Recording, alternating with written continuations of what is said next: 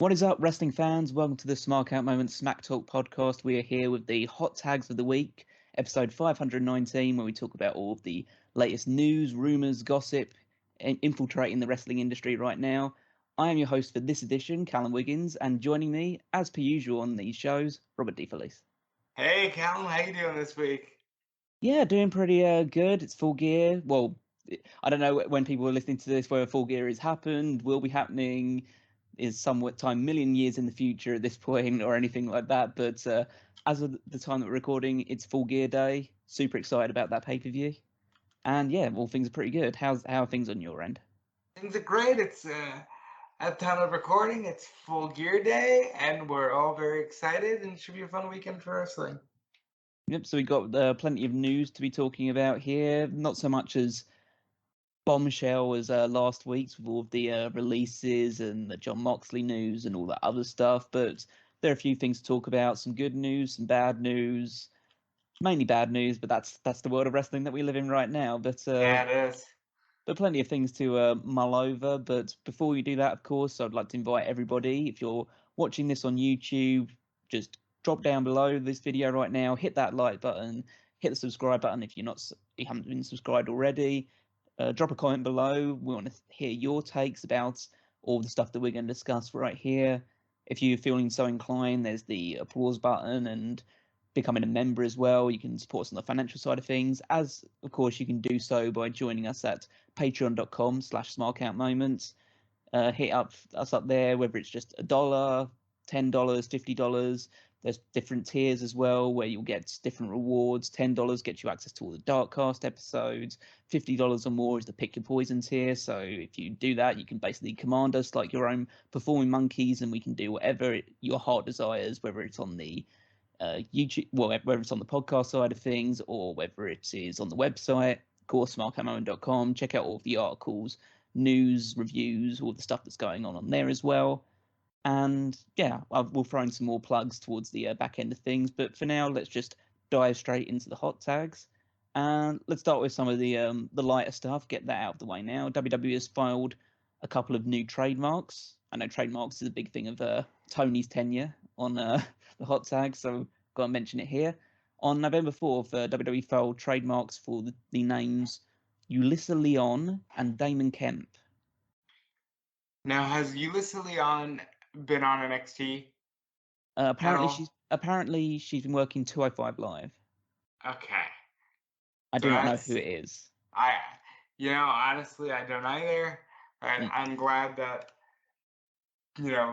there are hiring people since they seem to have gotten rid of so many. Damon Kemp is also going to be the ring name for Bobby Stevenson, who I believe is Gable Stevenson's brother. Stevenson's brother, yeah. I don't know why they're not like, hey, it's Bobby Stevenson, the brother of the guy that won the Olympics. But I guess they don't want to take any shine away. I guess my speculation is that they're not sure what Bobby Stevenson's ceiling is, and so they don't want him to be associated with his brother yet. Yeah. Yeah. So, and I guess they have no plans of teaming them up. Maybe if he came up to the main roster and they thought, okay, this guy's actually doing well on NXT or wherever he ends up working, and just say, okay, this guy is pretty good. Why don't we actually bring him up and make him Bobby Stevenson, and he can actually be his tag team partner, or they can have a feud about being brothers and stuff like that. But for now, they've decided, okay, we're going to keep him distinct from that so he can build his own identity as Damon Kemp. To be fair, as far as like WWE names go, these two aren't the worst. They're just okay. They're names. Yeah, and Damon, I'm not crazy about all the new names, but they're because again, as I've said in this podcast before, they're becoming very Lucky Cannon stuff. Yeah, and yeah, I think these names are fairly conventional in the grand scheme of things. I mean, I don't imagine there's too many people going around with the name Ulyssa, but it's not the I don't think it's the end of the world. But speaking of wrestling names, a couple of wrestlers have fallen into the trend of losing their surnames, and those are Angel Garza and Humberto Carrillo, the Los Lotharios, who are now just Angel and Humberto.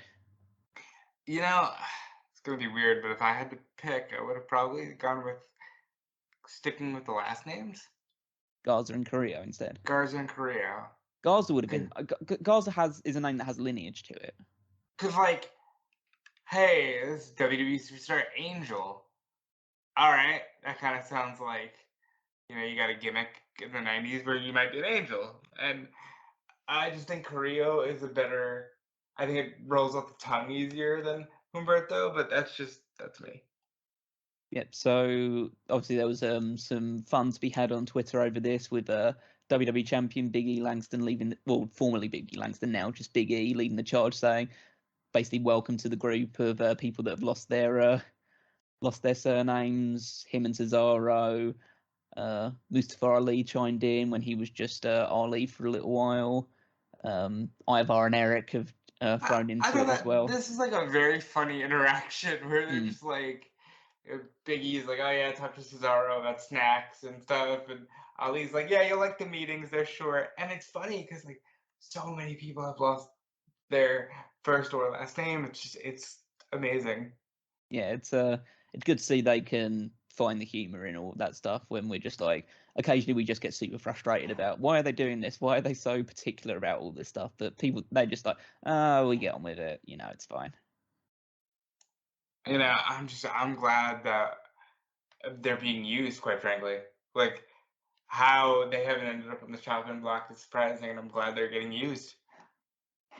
Again, a few other little bits and pieces to which we don't have too much to talk about before we get into the more meatier topics.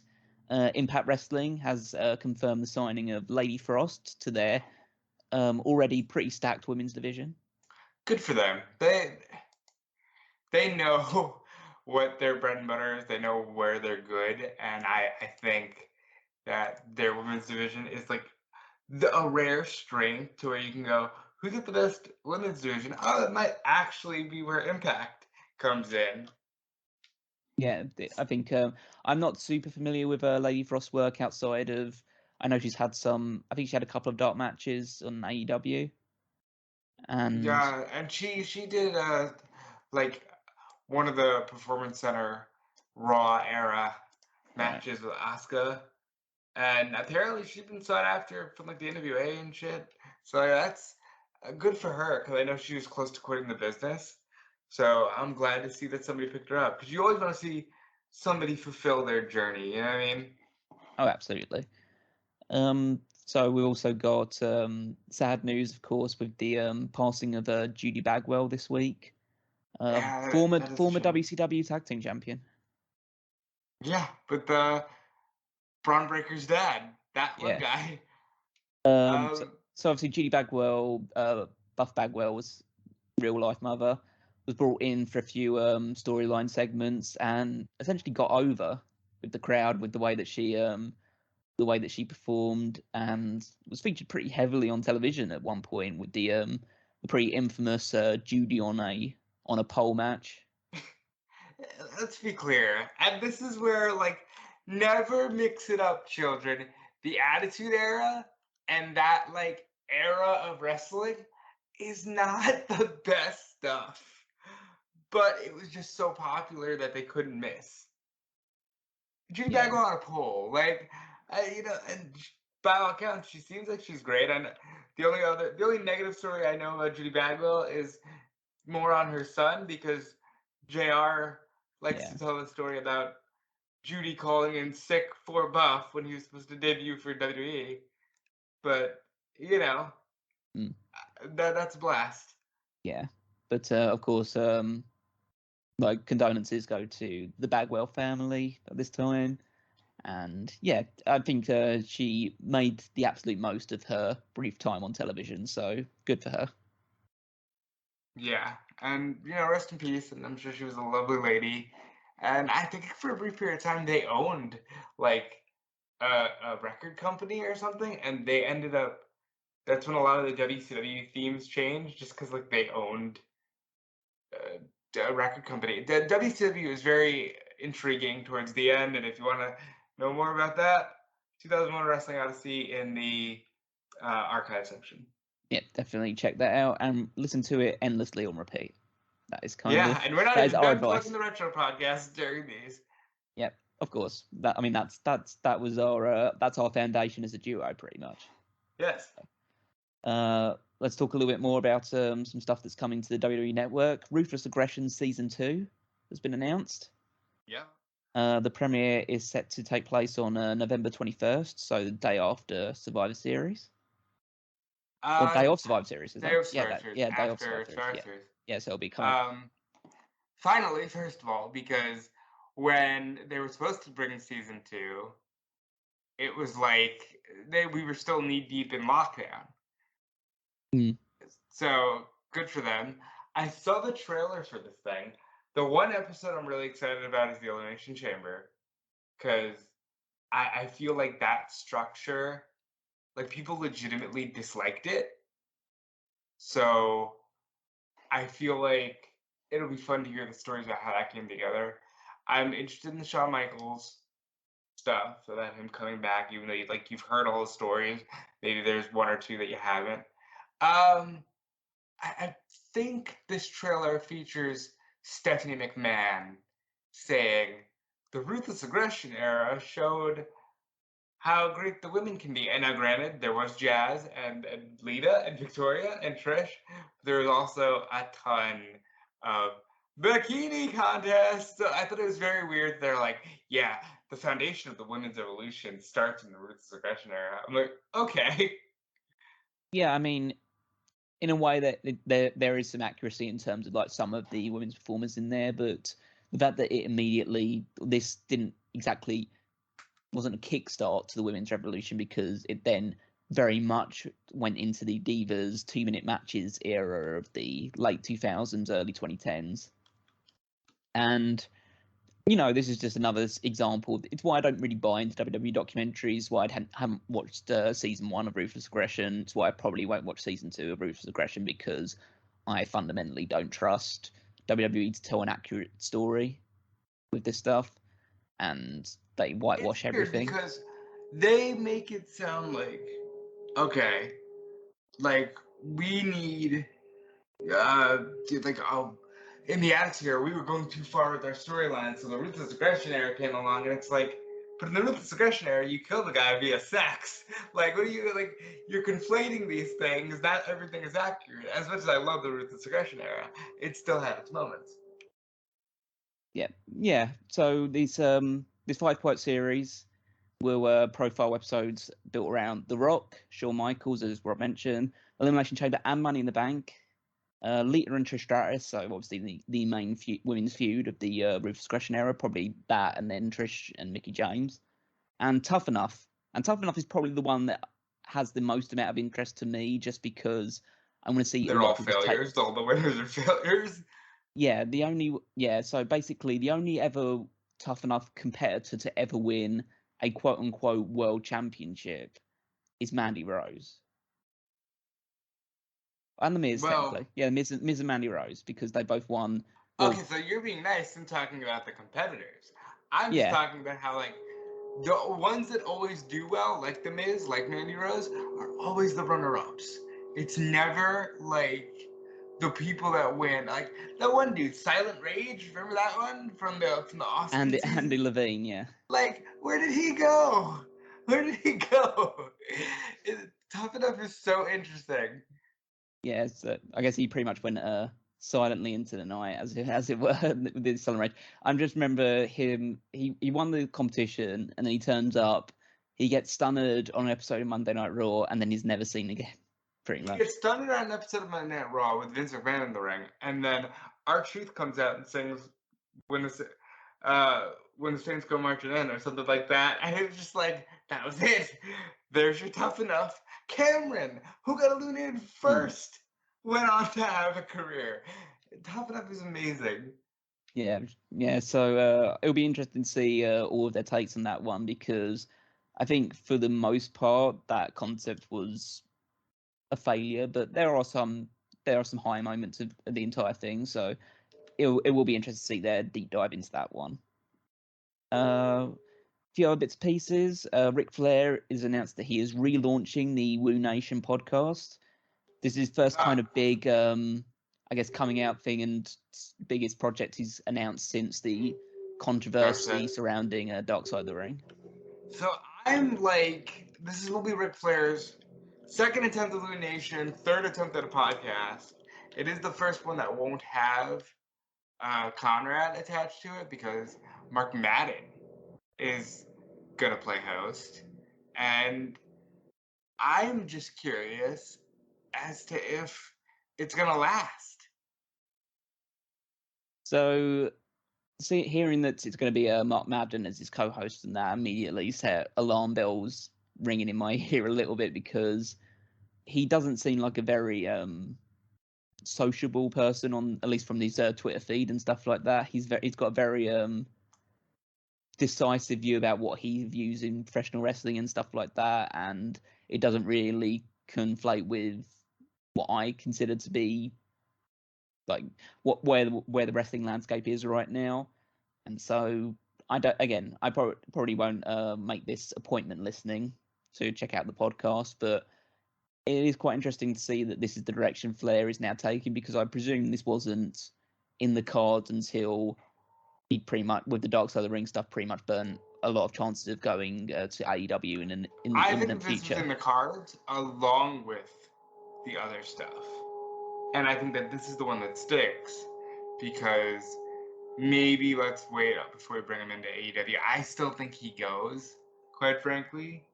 Because, like, Tommy Dreamer, right, who was the one that got a lot of the backlash, is back on Busted Open.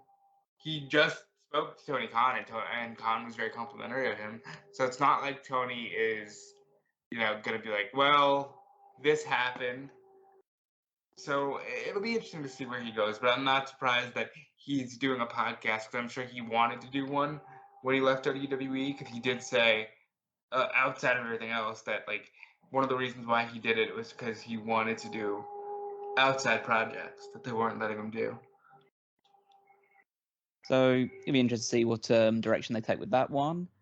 Let's dive into the New Japan stuff, because Tony's not here, so we can have some fun. We have the official announcement that the World Heavyweight Championship match, New Japan Pro Wrestling World Heavyweight title match between Kazuchika Okada and the current champion Shingo Takagi, will be the main event of Night 1 of Wrestle Kingdom. One of 3, to be exact. Yeah, one of 3 Wrestle Kingdom shows.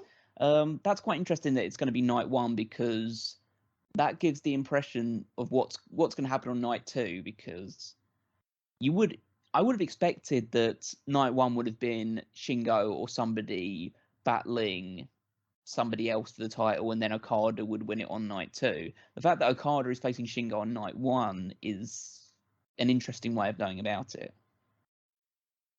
Yeah, I don't know what they could possibly have for Night 2 or 3, because I don't know the status. Like, I don't know how much longer Ibushi's going to be out. Maybe they're just going to... Maybe, Night 2 will be Ibushi and Night 3 will be Ospreay. Just to, like, kind of reset the playing field with that title. That poor division's been cursed for a while, and it's really a shame.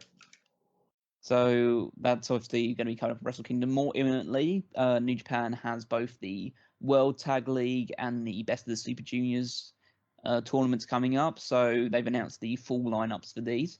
Starting with the World Tag League, we have Gorillas of Destiny. Yeah, the staple tag team, absolutely. The current IWGP Tag Team Champions, Dangerous Tekkers. Very good. Of course, Zack Sabre Jr. and Taichi. Great Bash Heel of Togi Makabe and Tomoaki Honma. You gotta wonder, how many more of these do you think are left in them? It depends how interested New Japan is of actually building their tag team division. That's a great point. Speaking of which, Tenkozy, Hiroshi Tenzan and Satoshi Kojima. This is the only chance I'll get to bring this up. Kojima tweeted at Punk recently, "Hello, CM Punk, have you been eating your bread?" And I just thought that was like hysterical. I like Kojima.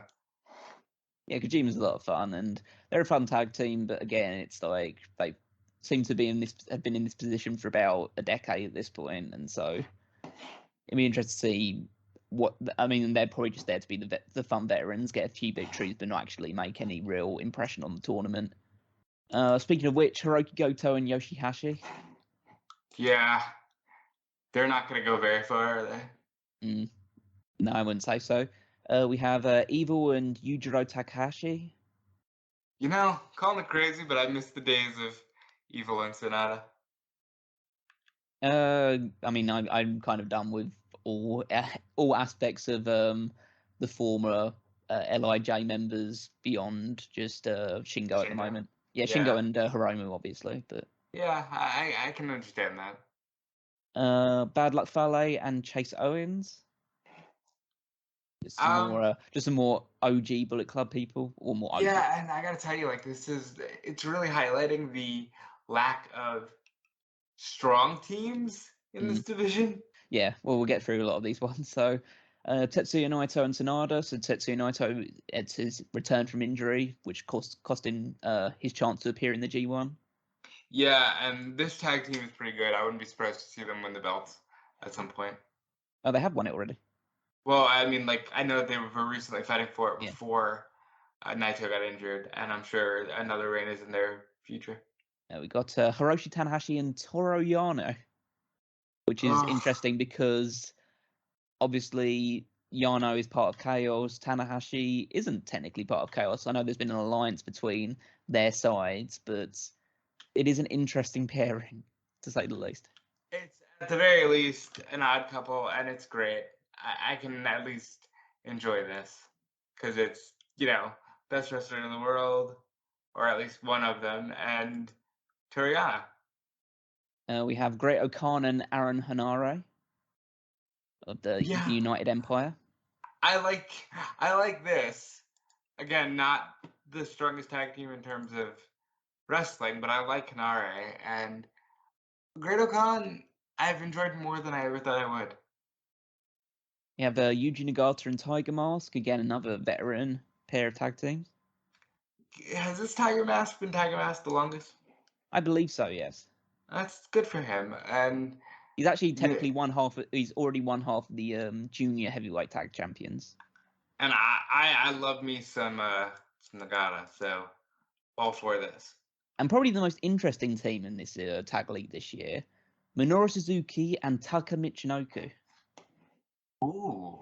Taka is back. He hasn't been in New Japan for about 2 years. And he has been obviously part of Suzuki-gun in the past, and he's had a manager relationship with Zack Sabre Jr. in the past as well. So it'd be interesting to see, obviously, having Suzuki back in Japan, working a tournament style thing. And of course, this will mean that they will have a match between them and Zack Sabre Jr. and Taichi. So that'll be intriguing. But yeah, I believe that's probably the most intriguing pairing they have in this entire tournament. I like that a lot, actually. So that's cool. Over in the Best of Super Juniors 28, the people announced for this is El Desperado, the current junior heavyweight champion. Very good in the ring, and of course he's champion. Show. Of course, and I'm sure Yo. And yep, Yo as well. Of course, now on opposite ends of the babyface heel alignment. Yeah, I'm not. By the way, whatever that Wolfpack version of Bullet Club, the Bullet Club that they're doing, I'm not a fan of. No, more like the NWO Hollywood version. Yeah. It's the people involved in it. It's Evil, Takahashi, Show, and Dick Togo. You know, it's like maybe that wouldn't be the worst thing, but it just gives off NWO Hollywood vibes.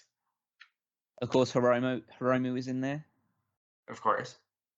Master Wato. Sure. El Fantasmo. Fantastic. The old grizzled veteran Ruski Taguchi. You can't go wrong, but again, like, we're a long ways away from, loving every one of these announcements. Robbie Eagles, former junior champion, current junior tag champion. Very good in the ring. I like him a lot. Yoshinobu Kanemaru, obviously Destiny's tag team partner. Yeah. Taiji Ishimori. I like Ishimori. Yeah, he's good. Bushi. Bushi is another one of those names, a lot of fun. I could see him going all the way. And Dookie. So Um, this is I think this is a pretty paint by numbers, pretty weak yeah, lineup. but like that seems to be like the whole thing, Mm. you know? And it's just, There's it's unfortunate. there's a real lack of like spice or excitement with both these tournament announcements, but that's kind of That's where where New New Japan Japan is is right right now. now. Yeah. Yeah, So, and but that's okay because like I always say when people want to talk about the decline, it's like it's not new World Pro Wrestling or New American Pro Wrestling or New UK Pro Wrestling. It's New Japan. So if they've got those fans, they're still doing just fine. You know? mm. So let's move into some of the meatier topics now. Let's start with a bit more on the Becky Lynch, Charlotte Flair, the apparent heat between the two of them. So Becky Lynch spoke recently on the Sports Illustrated Media podcast. Basically said something to the effect of they don't talk anymore, and that the locker room kind of needs a hero sometimes, and she's all right being that hero, and that's kind of all she kind of had to say on the matter. Yeah. Okay. So I feel like they took the story that was out there and Becky basically regurgitated it in a way that made it sound like, okay, I'm answering a question with knowledge that you already have, and whether or not it's a work or a shoot, you won't know and you don't need to know.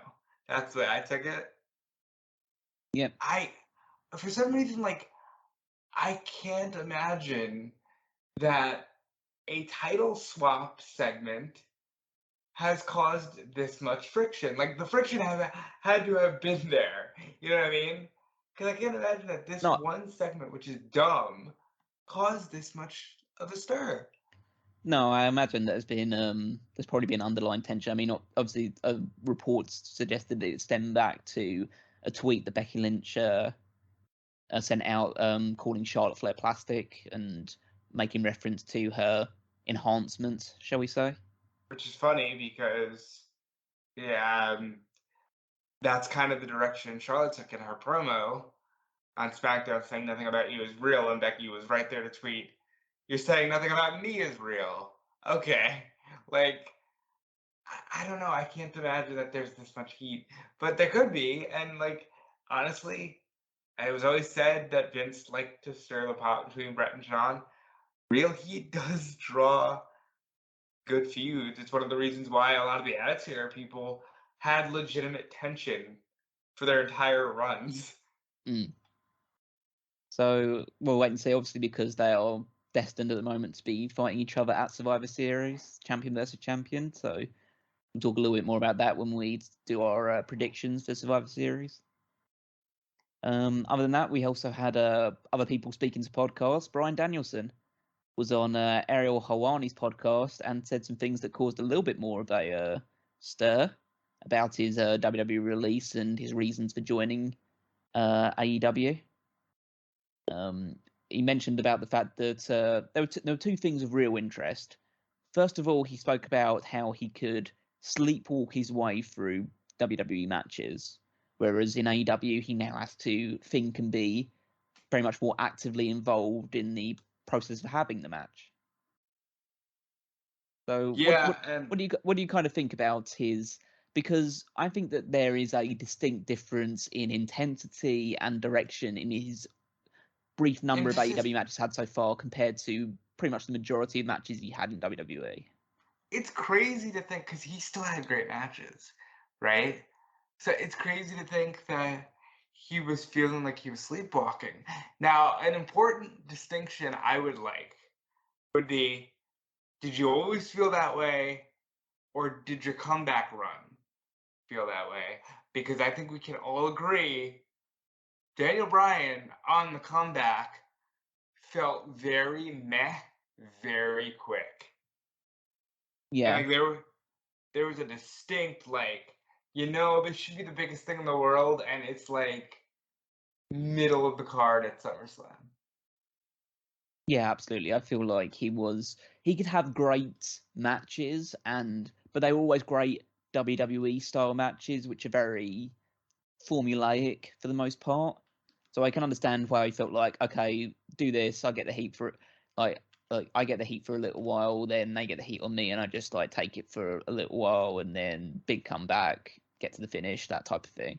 So I can understand him feeling when it's a little bit like this, just a cycle.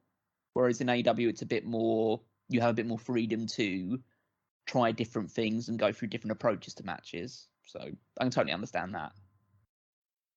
The other thing And that, yeah, go ahead. well, no, go ahead, because it all ties in, really. Yeah. So the other thing that caused a lot of attention was his response to the WWE releases.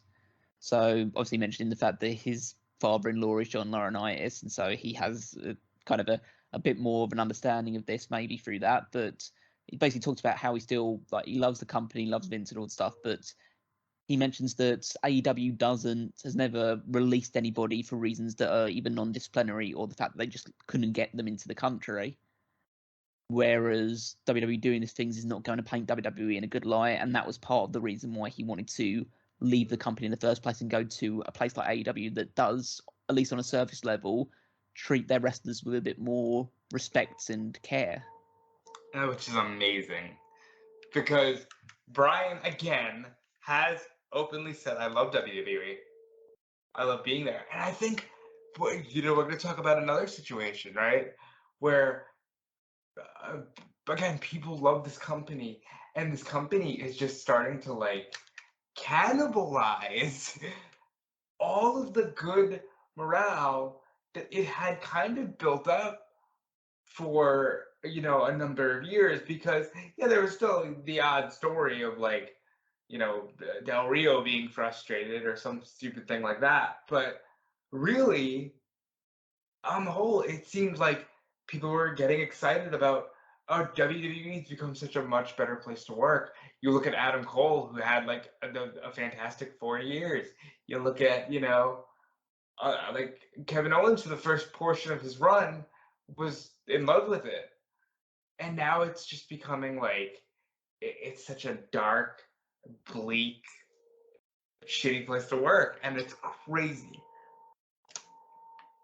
Yeah, so those were a couple of comments, and let's now pivot from that into two stories that again paint WWE potentially in that negative light we discussed.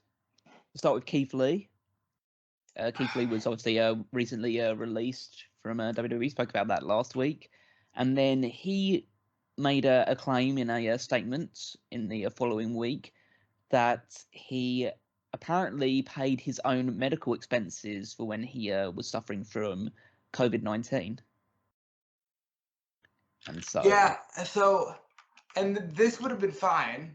Mm. Okay.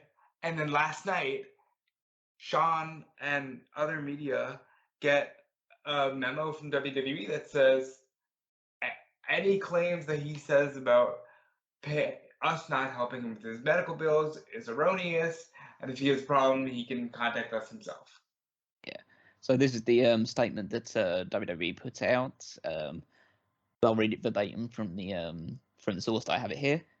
Keith Lee's recent comments implying WWE failed to pay his medical bills are erroneous. WWE has an extensive healthcare program for the medical care of its in-ring performers, and Mr. Lee was part of this program while with the company. Should Mr. Lee have any concerns over the payment of medical bills, he is welcome to address them with WWE. So they basically come out swinging on this one. They're not willing to just take those comments that Keith Lee said lying down.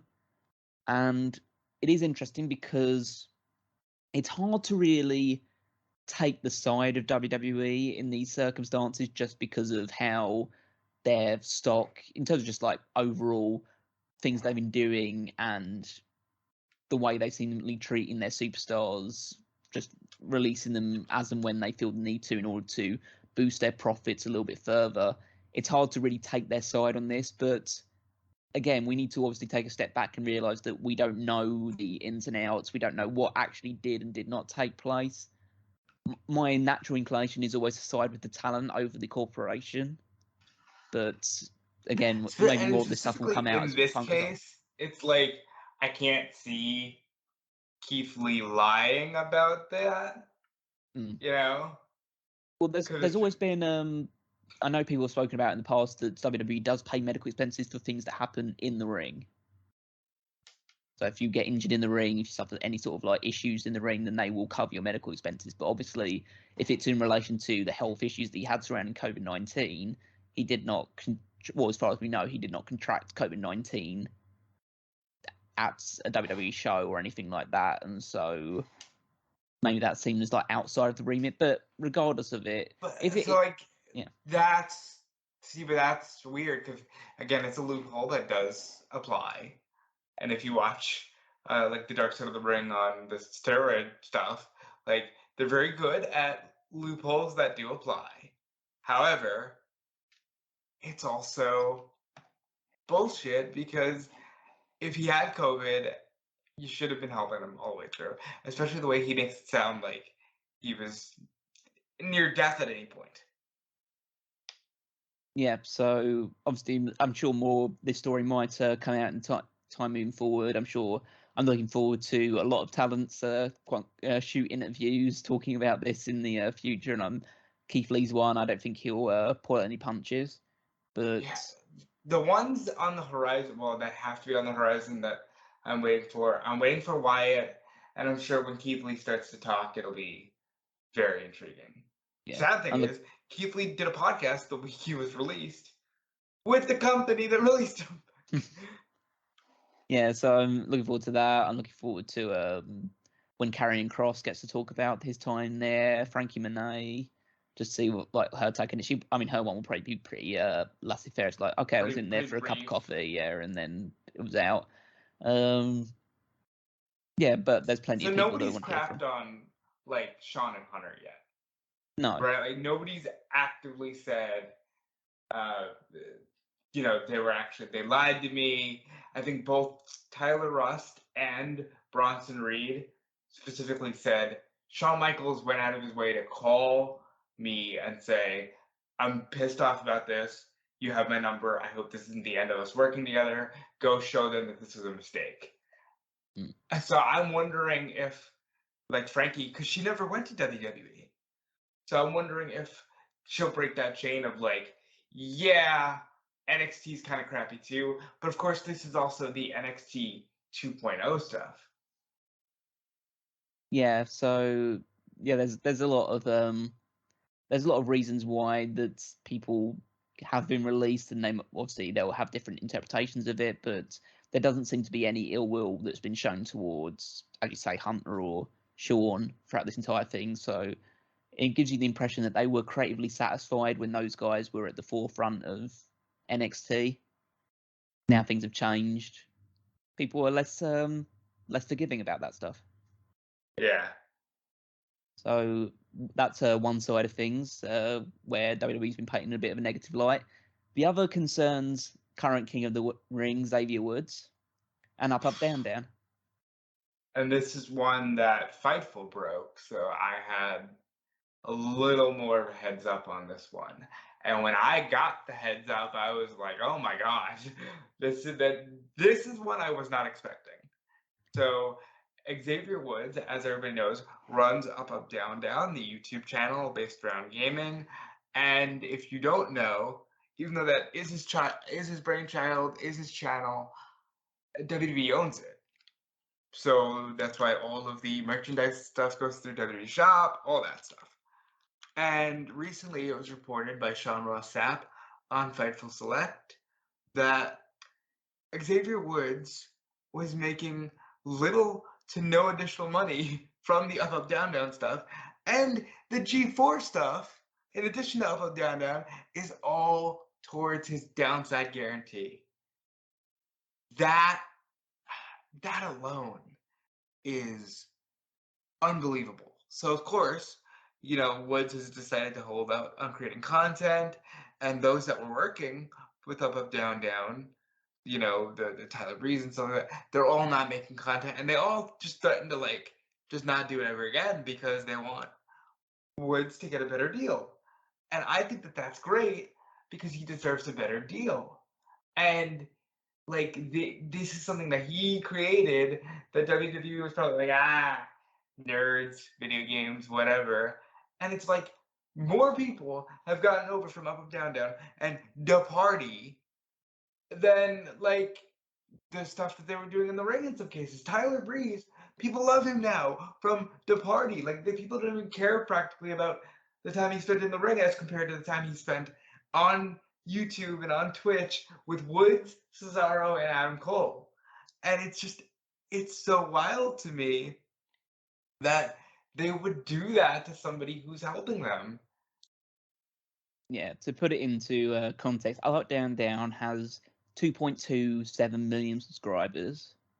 Obviously, it's been built up for several years under just basically Austin Creed's direction, and it's obviously had a lot of support from other creators as well. But it's this whole separate entity that's brought a lot of real entertainment and value to people to watch it. I know I'm not like a religious watcher of Up and Downtown stuff, but I've checked out a lot of their stuff over the years, particularly the Party Uno episodes, and it's a lot of fun, and it encouraged a whole community of other fans, not just from the wrestling sphere, but from outside that as well, into the video gaming world.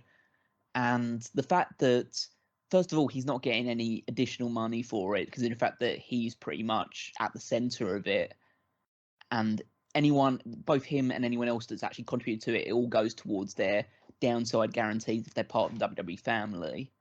It just, that first of all blows my mind that they can't.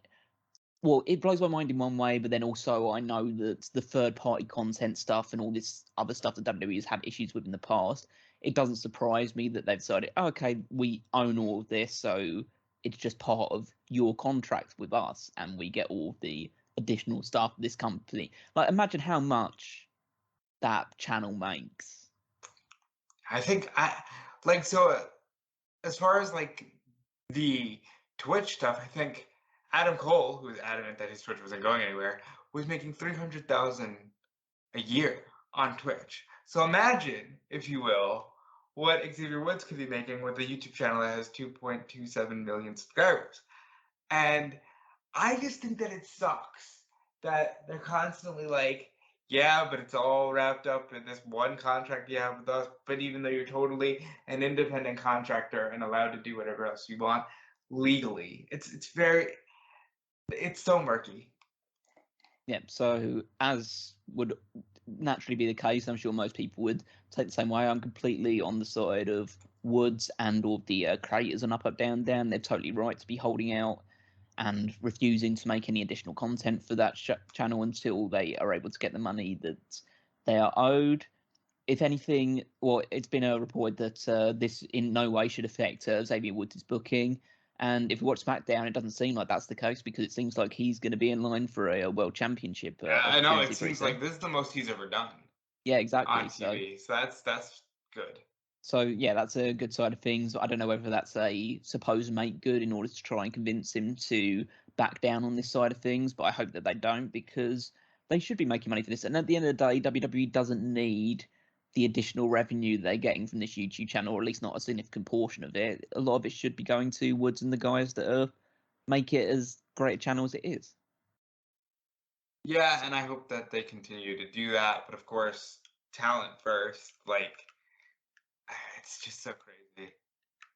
Yep. So that's a few more negative things on the WWE side of things, but it is not all like a bed of roses over in AEW, because let's talk a little bit about the Tony Khan conference call leading into Full Gear.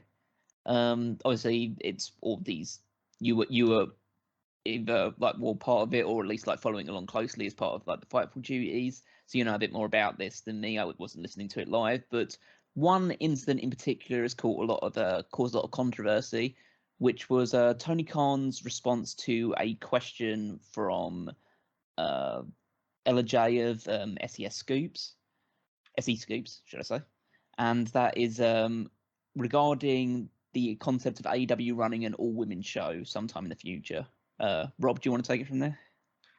Yeah, so Ella J, who was a part of NWA Empower in some capacity, asked about Tony Khan potentially hosting an all women's event.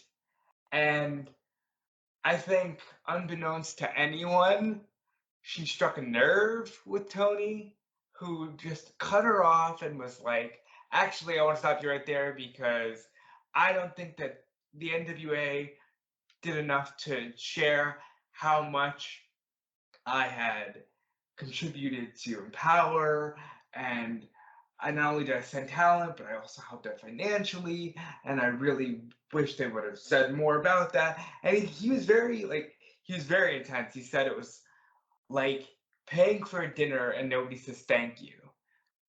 Now, all that aside, which just to me at the time came across like, oh, he's just taking a crap on the NWA. Okay. And then obviously Ella felt offended that she was cut off so abruptly, and many voices in the community spoke up on her behalf. Cage Side Seats did a write-up on this that was essentially calling out Tony for just being like, hey, look at how much money I have, look at how big my dick is. And it blew up more than I could have ever imagined. And sometimes I don't check Twitter as much. And when you see how big these things have blown up, it's insane. But Ella and Tony did resolve the issue privately, and I hope that people don't use this moment to try and start creating a narrative on Tony Khan, because I think, again, he struck a nerve. Maybe he felt like he did help the NWA out a lot, and he wanted a little more recognition for that.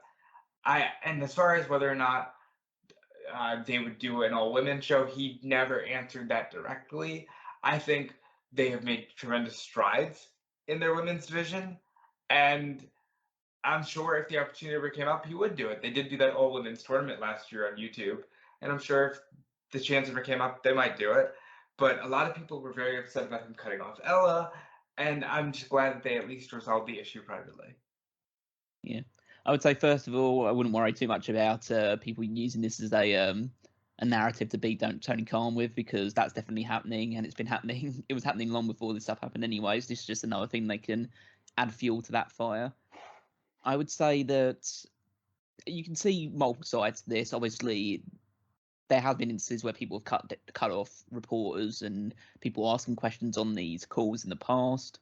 I don't think it's ever really in good taste to do that unless the person is being like directly an affront to you. But you can also imagine that Tony Khan, the biggest stick people have been using to beat AEW, well, there are two big sticks they've been using to beat AEW, which is a lack of representation in terms of just varying ethnicities, in terms of especially the top end of the card, and then the lack of progression of the women's division. The fact that there's typically only one match on Dynamite, maybe one match on Rampage, all of that side of things.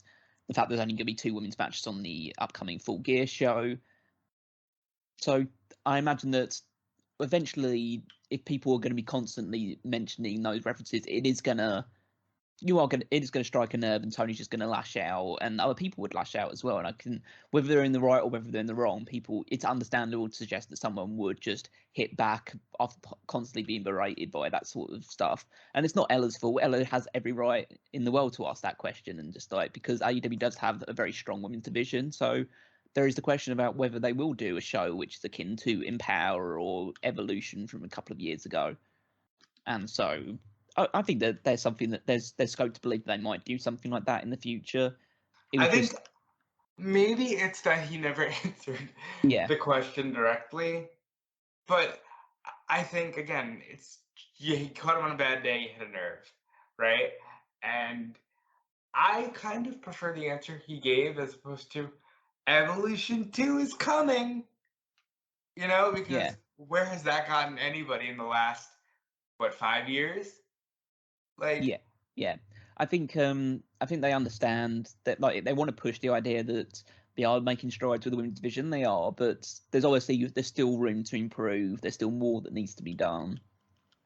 And I'm confident they'll get there, and I'm confident they might consider the idea of doing an all-women's show in the future as well. If there's enough interest and there's enough, they have enough to build that entire show around. I'm sure they can invite people from other promotions as well. Obviously, they're no longer in a working relationship with Impact Wrestling, so that cuts off a big talent pool there. But there's stuff they still do stuff with the NWA. Obviously, there's people from AAA and other areas as well that they could probably pick some people on. Obviously, they've got relationships with companies in Japan as well. So again, it's totally not out of the question. It's just probably not on the immediate horizon right now. They're focusing on the TBS Championship tournament. Got what you would imagine to be a feud between Thunder Rosa and Britt Baker will come up in the new year again over the actual championship.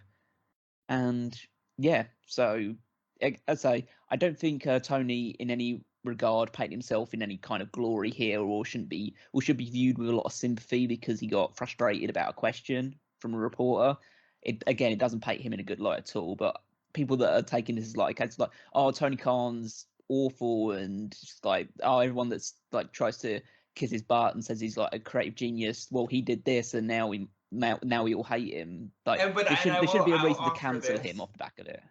I'll offer this. When you have this kind of access to reporters and stuff, and when reporters have this kind of access to company leaders that they don't usually have in wrestling, sometimes that will happen. This happens at press conferences. People do get cut off. I hope that people understand that this is part of the flow of things, because I wouldn't want this to hinder the fact that we have so much access to Tony Khan, and it's unprecedented access where the president of the company, leading up to every pay-per-view and following it, gives you a full breakdown of what happened and what they're excited about. It's awesome. You never had that kind of stuff before. And honestly, NXT already took it away because Hunter was doing it for the takeovers. And as NXT 2.0 was on the horizon, he was no longer doing that. And I just don't want to see that happen with AEW as well.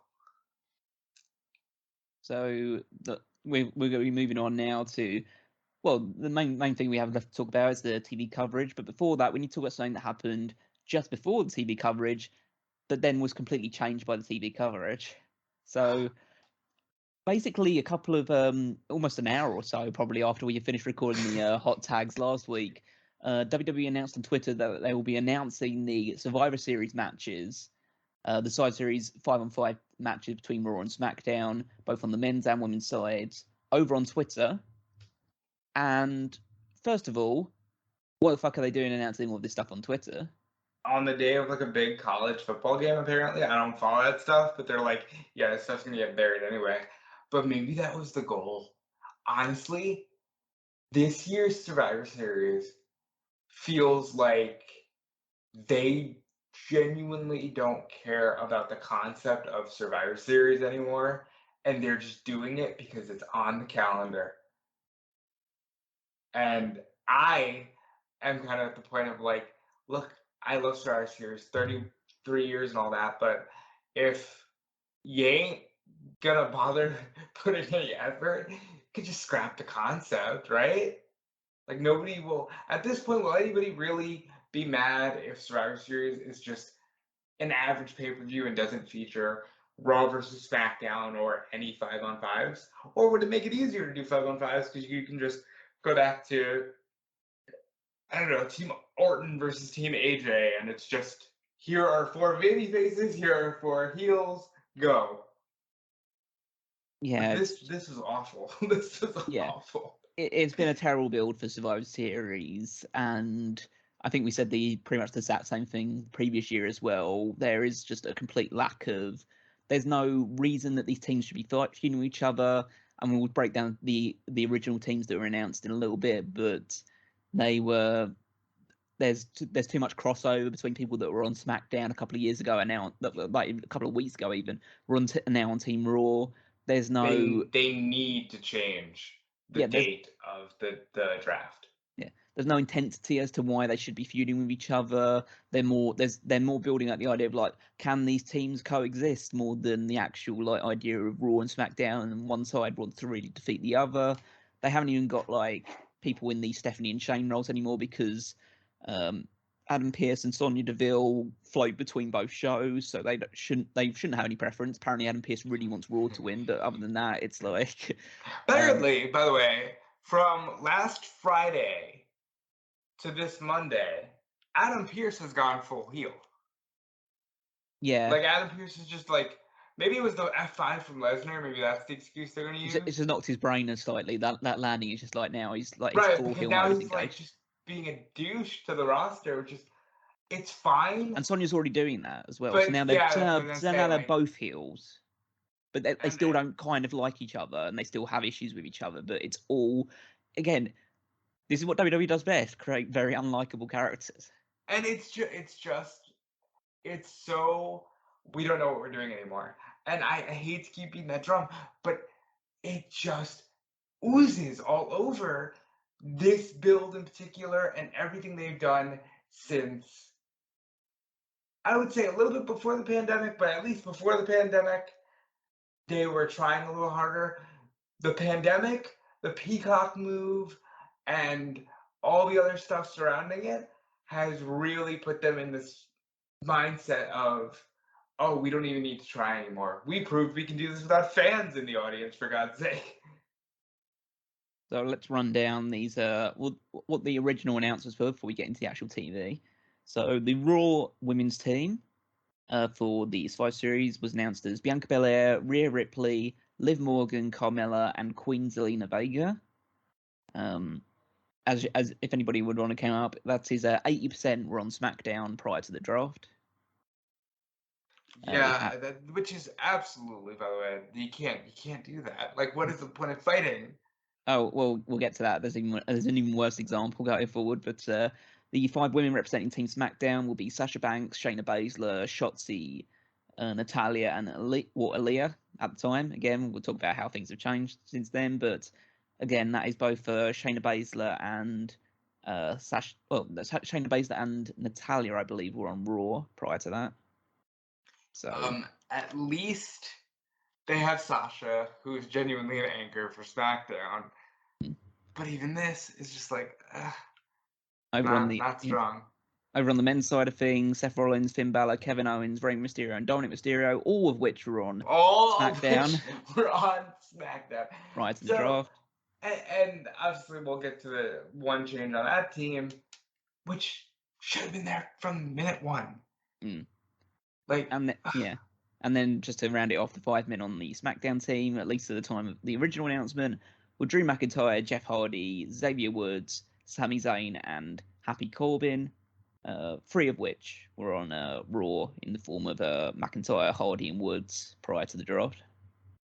So yeah, that's what the original alliance were. But now let's get into the actual TV talk and show how they decided to mess around with all those announcements. And the funny thing is, because of the way that WWE's booked now and how things just change on the fly, I have no idea as to whether the whole plan going into this week's shows was to, okay, we're going to pick apart some of these teams and just use them to get a bit of attention before, I think so. Around. Because as I said, the one change on Team Raw makes perfect sense. And should have been from the get-go. Yeah. So Raw kicked off. Seth Rollins comes out. He does his usual promo and laughing all the time. And then that was to build up for the match with Kevin Owens later on in the show. We had a 8-man tag match, which seemed to last about 100 years between RK Bro and the Street Profits against AJ Styles and Omos and the Dirty Dogs. Yeah, not much else to say here other than the fact that Dirty Dogs got the victory. The only thing I can say here is I don't like what they're doing with Rollins because I don't like his character, but I like the overall flow that the 3 guys have at the top of the card. They at least seem to fit well together. As far as the 8-man tag that lasted 100 years, it didn't happen in the summer this time, but this seems to be Dolph Ziggler's yearly, like, I've got to be on TV in a major spot every week, because he's definitely been back on TV since being back on Raw. The thing that you alluded to earlier about the teams changing, Adam Pearce came out, brought out Dominic and Rey Mysterio, and basically announced that Team Raw is a team full of former WWE or World Champions, except for Dominic Mysterio.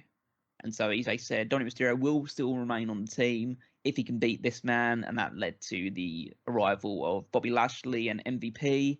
MVP back after quite a while absence with injury. Bobby Lashley, his first appearance since being defeated by Goldberg at Crown Jewel. And then Lashley pretty much destroyed Dominic and Ray, fulfilled his penchant for beating up people's sons. And he defeated Dominic, and he took his place in the Survivor Series team. So first of all, Bobby Lashley should have been on Team Raw from the get-go, because at this point, Lashley's like the one dude you can point to and go, yeah, you were Raw for like the last 2 years. So you should, and you were WWE champion. I'm fine with knocking Dominic down a peg. I'm fine with the fact that, hey, if you don't want to establish brand loyalty, at least say, you got 2 storylines here. Hey, they're all WWE champions, which is great. And Rollins has always helped Team Raw win because he was the leader in 2019. Even though they lost, he was the leader of that team. And in 2020, he sacrificed himself for Team Raw. So they can always play off that.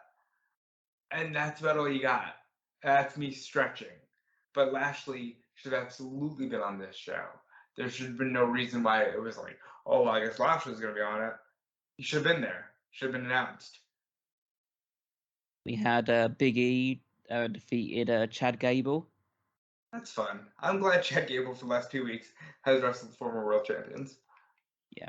I will say that there's been a lot of talk, and I kind of buy into this agreement as well, about the fact that Big E's push or run as WWE champion right now is akin to, well, it's akin both to the mixture of Kofi Kingston's in terms of facing people that are kind of upper mid-card, low main event status, or even Chad Gable's case, this is like essentially in the jobber level.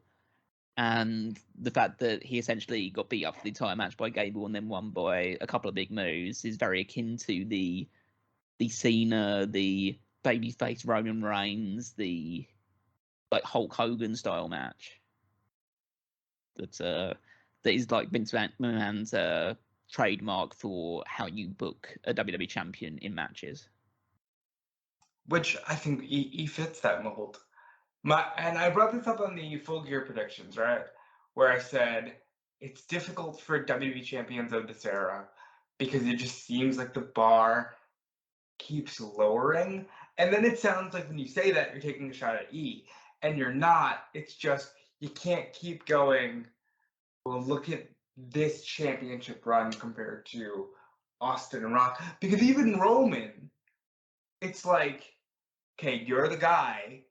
You have the belt, you're treated like the guy, so you're above E in that sense, but even your stuff is like, really, this is the best they've got to throw at Roman Reigns for the last 400 days? You know what I mean?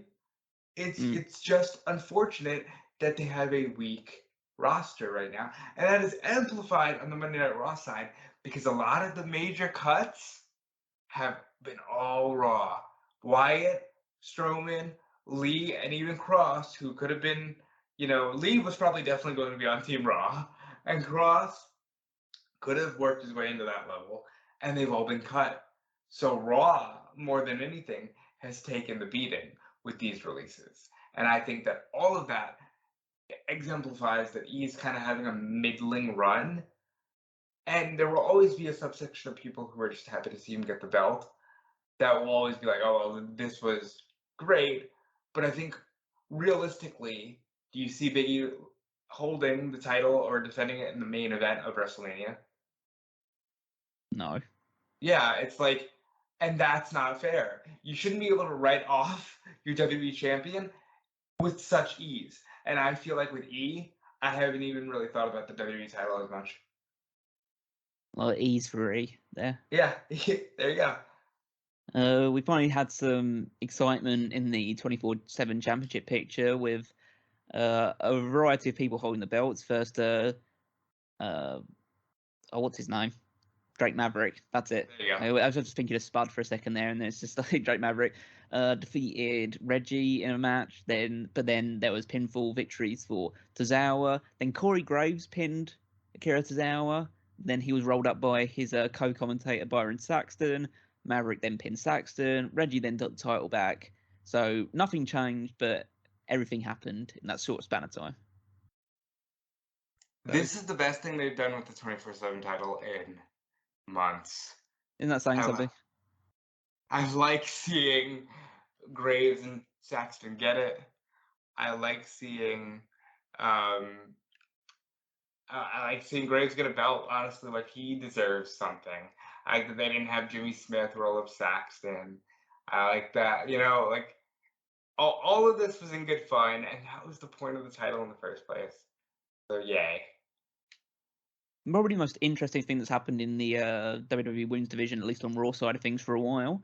We had a backstage segment where, basically, by all rights, and I'm going to talk about this a little bit, we had the 5 women representing the Raw Survivor Series team backstage with Sonya Deville and Adam Pearce, and then they were joined in the room by Doudrop, Dana Brooke, and Nikki ASH, all with pretty valid reasons as to why are we not on the Survivor Series team? What have they done to deserve this? Why would there no qualifying match or anything like that? Basically, every single argument that people would make when these teams were just randomly announced on Twitter in the first place. I bet you anything they just said, fuck it. Do that. Well, that's like... Yeah, well, that's basically like, but then it's basically they responded, Sonya Deville and Adam Pearce, like what I imagine the people in WWE would to people that made those complaints on Twitter. It's like, okay, well, we hear you, but now we're going to put all 5 of these people in a match with the winner battling for the Raw Women's Champion, again, a match against Becky Lynch for the Raw Women's title. It's just like, okay, so what we decided is we want these 5 people, and so they're going to get all the opportunities. You just go away in the corner. And prior to this 5-way match, there was another backstage event where Doudrop basically got in Bianca Belair's grill and said another legitimate thing, which is she lost her most recent matches for the title. She's lost every opportunity she's had since dropping the title. So why does she get to be in another chance to win that match and get another shot against Becky? And Bianca just like waves her off and basically doesn't really give any real answer to it. And they go and have this 5-way match. It was Bianca Belair versus Liv Morgan versus Rhea Ripley versus Carmella versus Queen Zelina. Probably one of the best women's matches that have been on TV that doesn't involve one of the 4 horsewomen. You know what? In a while.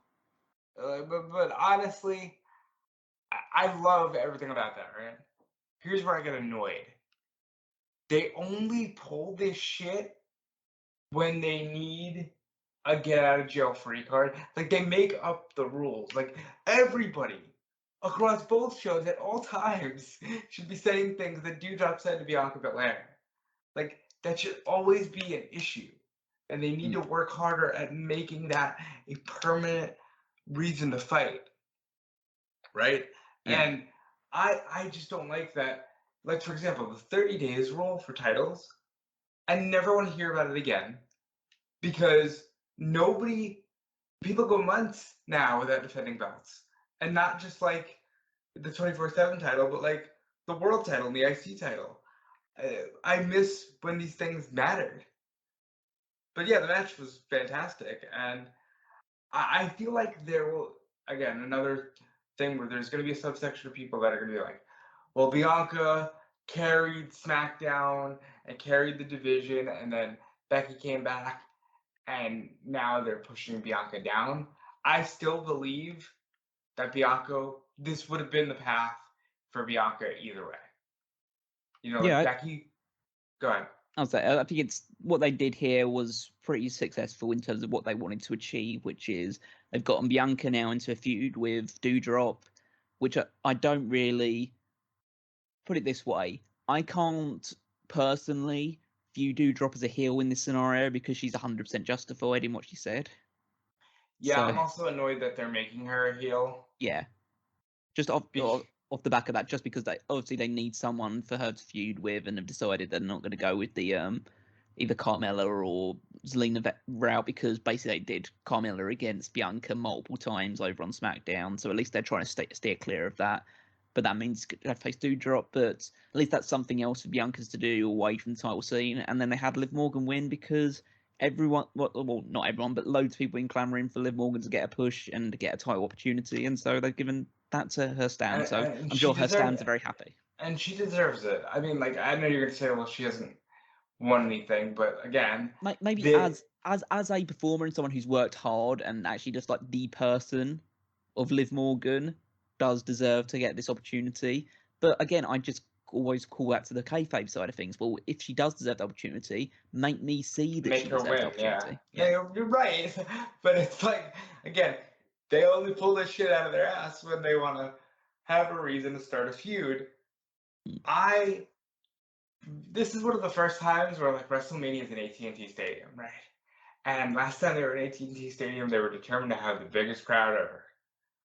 And I can't think of a single match across any of the 4 world championships that they have that could possibly headline Mania. Like, I see this Liv Morgan thing as going to day 1, if they stretch it out long enough for day 1. And then nothing else beyond that. Yeah. I see, Bianca probably fighting for the World Women's Championship at Mania. I wouldn't even be surprised if she was the first woman to win back-to-back Royal Rumbles. Because honestly, right now, they don't have a lot going on.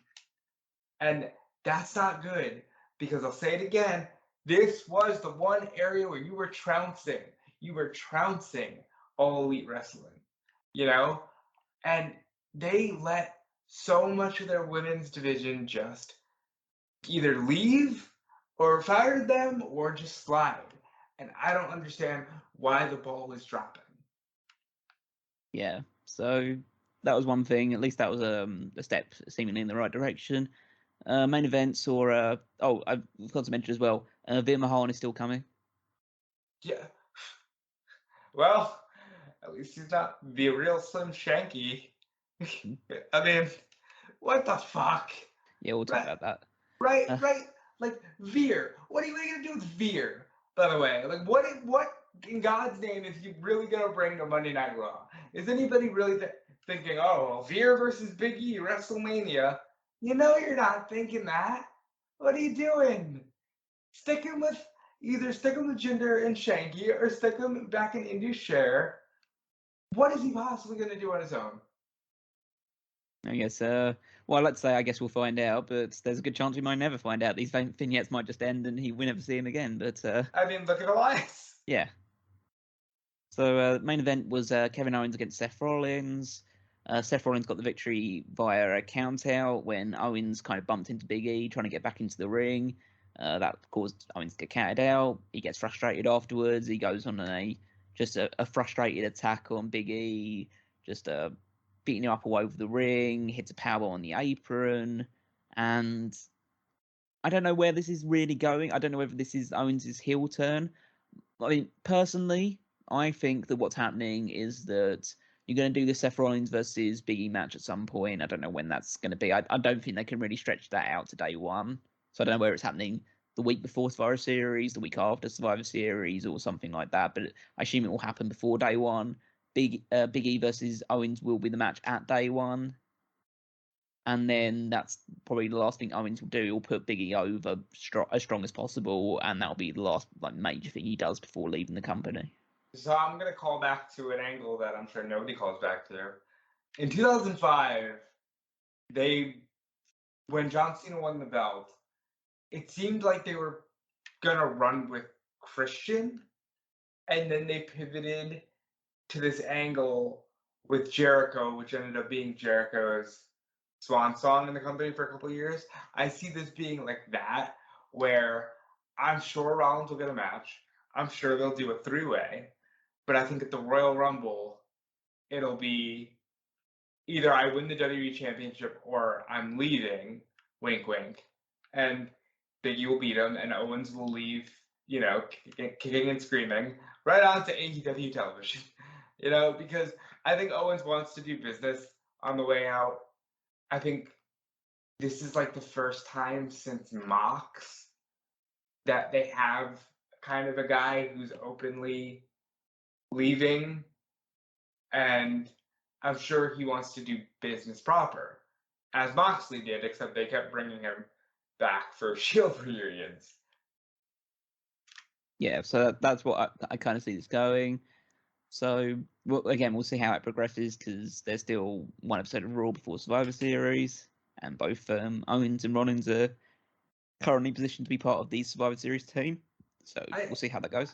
I gotta say it again, man. It was only 2 years ago, and it's not a long time that we were talking about Rollins is with AOP and like Owens and Joe, and they're doing all that. Like that just feels like an eternity ago, and it wasn't that long, and it just seems like the wheels have really fallen off this thing, and I hate to see it because like we come on here and we bash WWE because they're bad, not because like we want it to be bad, you know.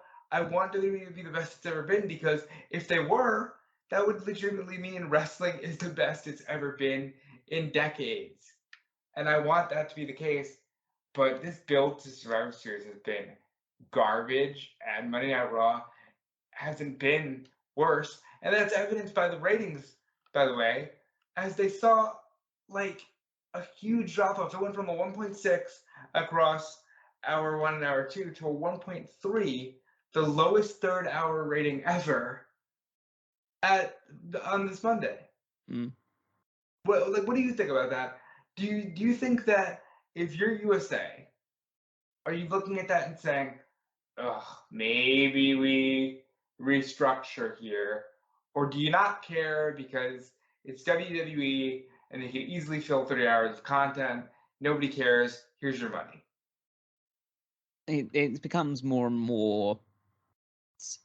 My focus leans more and more towards the latter of those, just because why now and why not back when?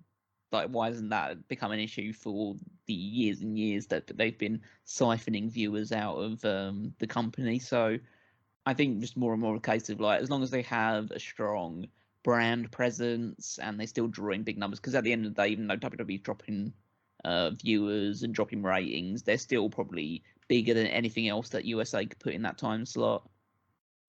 So yeah, so it's just like you would hope that record lows would mean, okay, let's talk, let's have a discussion here. What can we do? And don't just say, I know we'll put Legends Night on TV, because you're losing those. You don't even have as many of those to pour out on TV anymore. Yeah, so I don't know. It's just it's hard to feel any sort of like understanding that they're making desperate attempts to move forward, or they're being pushed in one direction to try and like, okay, we need to make sure we get this all sorted, and we're really concerned about these issues. It's just, yeah, I think just the wheels keep on turning.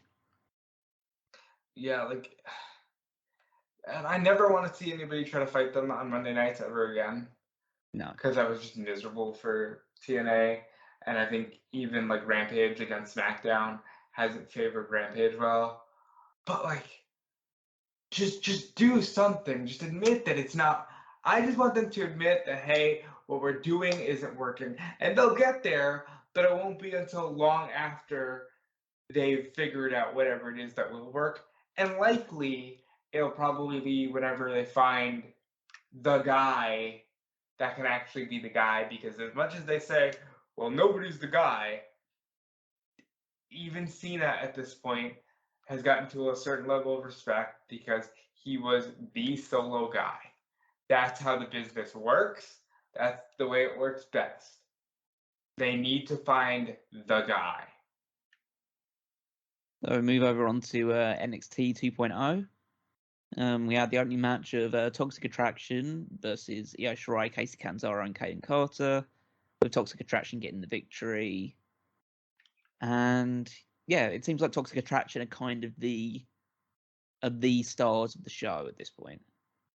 Like the whole show, right? Like, yeah, they're pretty much they're up and down featured the most heavily, and they're probably the biggest example of the new direction that the company is taking in terms of, I don't want to say just looks over ability, but it is kind of It does feel that way. They Like, you don't. they're a completely different flavor to the NXT champions of the past. It's weird. I think it was last week that Mandy had beaten down Io and was like, "Oh, this ain't the old NXT, honey. This is NXT 2.0." And I'm like, "Yeah, but is that is that like the new Coke trying to bash Coke Classic? Like, one of these things was better." And it's not even a knock on Mandy, who I think was overdue for a belt. Period. Like, she should have won a main roster belt. But it just feels weird that it's like, this is the thing. This is the hot new NXT, because it doesn't feel like it's strong. And I worry about the direction of that show, quite frankly. I think USA Network is more likely to establish buyer's remorse on a 2-hour NXT product than they are that 3rd-hour Raw drop-in. So we then had another women's match. Kaylee Ray defeated Saray. So it was a decent match, and they seem to be establishing Kaylee Ray as a potential maybe future challenger for the title, or at least a big deal on the heel side of things for now. Saray, again, just a complete poor thing. Wrong place, wrong time. Wrong place, wrong time indeed. Because this isn't a knock. NXT was being built around, all right, we got the really strong Joshi wrestler who can anchor the work side of these things. And then, they fight the monsters or fight whoever. And Saray, wrong place, wrong time. It seems that we're not completely removed from the what are they called? The Mei Ying stuff. Tiancha. Yeah, the Tiancha stuff, because we had a match between Boa and Joe Gacy, where Boa seemed to be in complete control of the situation, but then some sort of red light came on, or some lights went low, and he snapped, went crazy, got himself disqualified, and Gacy got the victory. Thank God, because they put a lot of time and effort into that. I specifically know, because I transcribed it myself, Shawn Michaels was like, Austin Theory, Tiancha are the future acts of NXT. Theory's on Raw, Zaya's on SmackDown, and I'm glad they're not throwing away the Tiancha thing. Yeah, but it's just a case of, I guess now is like an even. I mean, we'll have to wait and see, really, and try and give it a chance. But it's probably going to be quite a watered down version. And they never even established anything. No. So hopefully they get it off the ground. But I'm glad to see that they're not giving it up. We had the Creed brothers defeated Jacket Time of Kushida and Ikemanjiro. Again, it seems like those are two guys that just don't fit into this new world, and so are being used to prop up the fresh blood they actually do have investment in before they'll eventually probably both be released. I still can't get over Ikemanjiro being like, no, we should call Japanese. It's like, what? Okay, just a little on the nose for me, but look at what's happening here. Again, Kushida, different place, would have been a big deal in the old NXT. They finally started utilizing him too late. They were already getting the Capital Wrestling Center and stuff. And I think it was just too late. It's really unfortunate. We had Raquel Gonzalez called out Dakota Kai when she came out. Cora Jade launched an attack, obviously after the assault that she received from Kai last week. And so there seems to now be a tentative alliance between Gonzalez and Jade, but Gonzalez basically said Jade to wait her turn until she's dealt with Dakota. The way that I see this, just because I know that from my own history of the way that WWE books, somehow it's going to lead to a situation where Jade and Kai form a tag team. I think it just leads to a three-way dance where Kai can beat Jade and Raquel can, not have to get pinned. Maybe. And then eventually Jade will beat Kai, who, by the way, is doing a Voices in My Head gimmick, which, fine, that works. But again, just such a different thing, just such a different NXT women's division, and I don't love it. Like, I don't love it. I have to say, like, you know me. You know when I was all for NXT, love the takeovers, but just like, it's takeover weekend, this is so exciting. And now it's just like, I might catch clips on YouTube, like I'm not invested in NXT, and it's the saddest thing to me. Had a triple threat match with LA Knight versus Solo Sikoa. Continued his short-term now undefeated streak, defeating LA Knight and Grayson Waller. I don't know why is Grayson Waller a babyface. It still doesn't make any sense to me because I don't think he's done anything that's particularly babyface-ish. And LA Knight's just there right now, and I don't know why he's not positioned any higher because he seems to be someone that would suit the mold of what Vince would want. But then again, what does Vince want at this point in time? But right now they're concentrating on pushing Sikoa, so it makes sense for him to get the victory here. Yeah, and I'm surprised that he's not, being smashed over because he's Samoan. I'm sure at some point we're gonna get the Samoan versus the Steiner at I guess they're not called takeovers anymore, but at NXT pay-per-view, and I'm sure that it'll be great because I like what I'm seeing from him so far. We had some things like Kyle O'Reilly talk about challenging for the NXT tag titles, but with Von Wagner. But Von Wagner might be doing something a bit different when we talk about what's happening on SmackDown. But get to that. We had Elektra Lopez against Erica Yan. Elektra got the victory, of course, and then they're building this romance angle between Elektra Lopez and Zion Quinn, with Lopez wanting Quinn to join Legado del Fantasma, but him saying that he doesn't want to join the group, and he took out both of Joaquin Wilde and Raul Mendoza, and then he did some sort of like get Lopez close type thing. And I think they did the breakaway spot because it's like I've seen this spot in Attitude Era WWE, and in Attitude Era WWE he would have just made out with her or something, and again, quote unquote, he would have forced himself on her. Yeah. Whereas now it's a little more. They've at least learned that lesson a little bit, but yeah. So they're building up this thing which could lead to Lopez getting out of Where the fuck Fantasma. is Yeah. Well, you'd have to imagine that this is eventually leading towards Quinn versus Escobar. Yeah, because where the fuck is Escobar? Yeah, just taking some time away at the moment. After this segment aired, I literally went to the roster page to make sure he wasn't quietly moved to the alumni section because they're not publicly announcing who they're releasing. So that was weird to me, but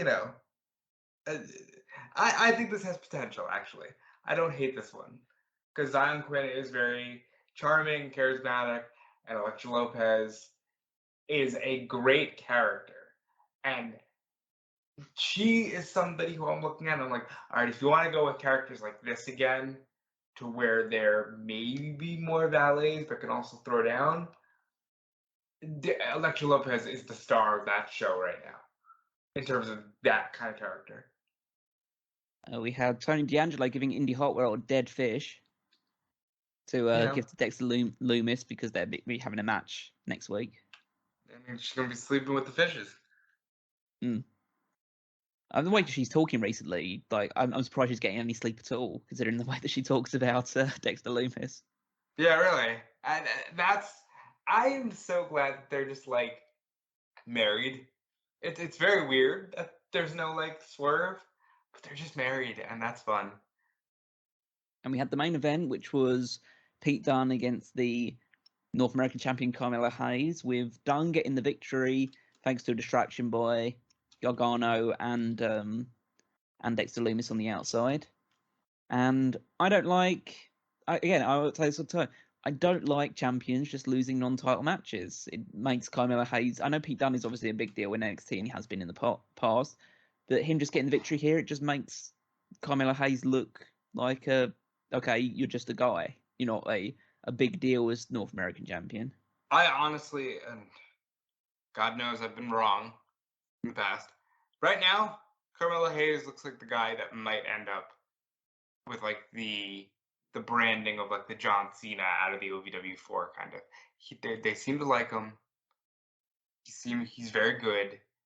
If he can stay the course, little losses like this won't hurt him because, as we've established, wins and losses don't matter in WWE.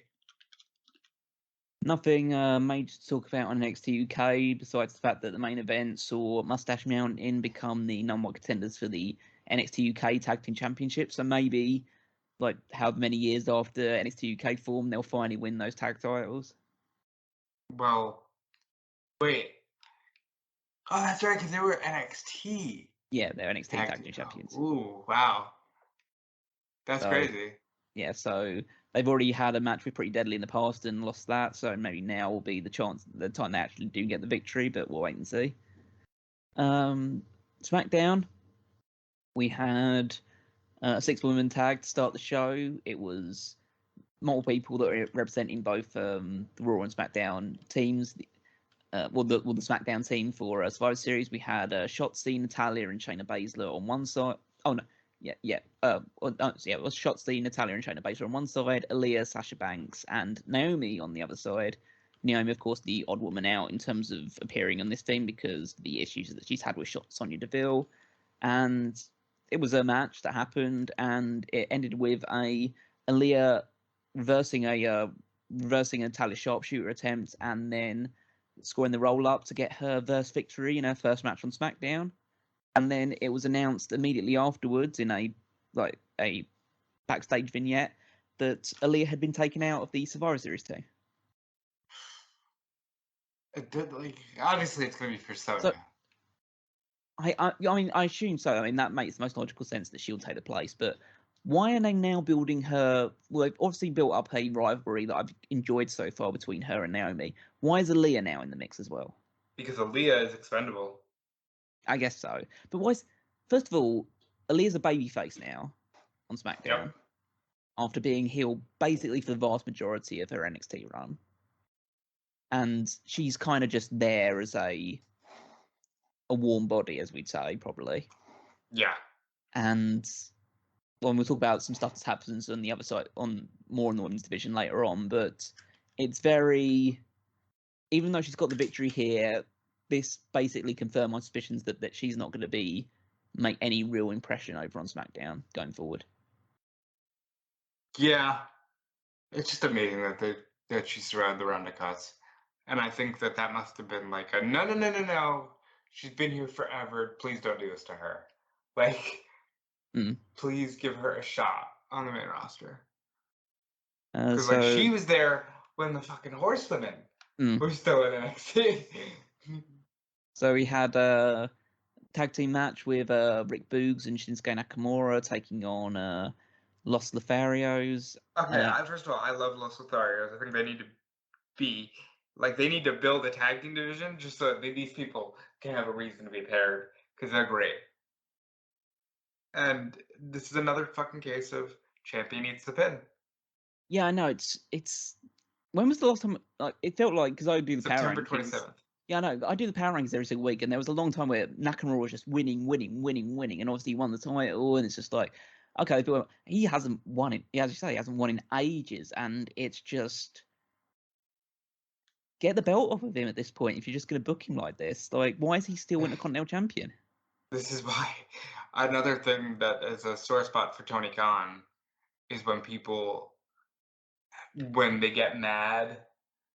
Because they'll be like, TNT title is like a mid-card title, and he gets so pissed off because he references the IC title. He's like, no, I'm not going to do that belt what they did to the IC belt.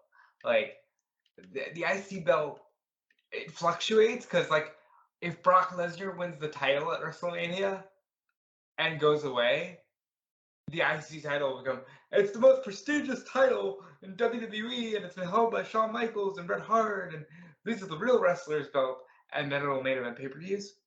You know, like, just, I don't understand that. Yeah, so We then cut backstage where Sami Zayn is basically complaining about Jeff Hardy being on the team, and so Adam Pearce books a match between him and Jeff Hardy, with the loser will get kicked off the Survivor Series, the SmackDown Survivor Series team. But the most interesting thing is who he's now surrounded with, which is standing right next to him in the entire segment, not introduced at all, was Von Wagner. Insane. You know what? So, it's telling that they didn't introduce him. You know why? Because that means they can change that name. The most interesting thing about it is that, I mean, there's clearly a reason why he's there, and the reason is that Pearce, as we mentioned, seems to be turning heel, and he's also conscious now about his safety after being attacked by Brock Lesnar. And so he's now got a bodyguard in the form of Von Wagner. But now it's like, okay, he's on SmackDown, but he's also on NXT, but there's no reference to the fact that he's on both shows. Wagner. So essentially, it's the idea is it's just this random bodyguard who we've not been introduced to. But if you haven't watched NXT, then you don't know who he is. But if you have watched NXT, you know that's Von Wagner, but they didn't introduce him as Von Wagner. And what does this mean for Kyle O'Reilly? I mean, we all pretty much know what it means for Kyle O'Reilly. It means Kyle O'Reilly is out of there. It's just kind of like, they dangled the carrot in front of Kyle O'Reilly. It's like, hey, you and Johnny Gargano are going to be in the dark match of SmackDown. Maybe this will lead to something. And it's Von Wagner is the one that actually gets on TV. It's like, hey, this company. It's insane to me that NXT at this point is even on a major television network. They need to, and I know they're on a contract or whatever, they need to be like, what can we do to honor the contract for the 2-hour program slot? Because NXT needs to go back to the network. And it needs to go back to being this network show that if they decide to call Von Wagner up and not name him Von Wagner, like, what the fuck? Like, what do you do there? What I don't even get it. I don't get why all of a sudden they're just retconning everything. And it's very frustrating as a fan to watch. And then we had Charlotte Flair cutting a promo, basically just trash talking Becky Lynch trying to build towards the Survivor Series match. She was interrupted by Toni Storm saying that she hadn't defended the title since she joined SmackDown. And Flair basically said, yeah, I'm not going to face you for the title. And then part of me's like, well, yeah, she shouldn't be challenging for the title because Toni Storm hasn't been on TV in weeks. And the last time she did, she lost the match to, it was Zelina, wasn't it? Yeah, she lost to Zelina in the Queen's Crown tournament. Just like, okay, then that makes sense. Yes, she shouldn't be challenging for the women's title, but of course she will be challenging for the women's title because they don't have anybody and they're trying to save the Sasha Banks match for a little while. This built up my belief that Sasha Banks is winning the Royal Rumble.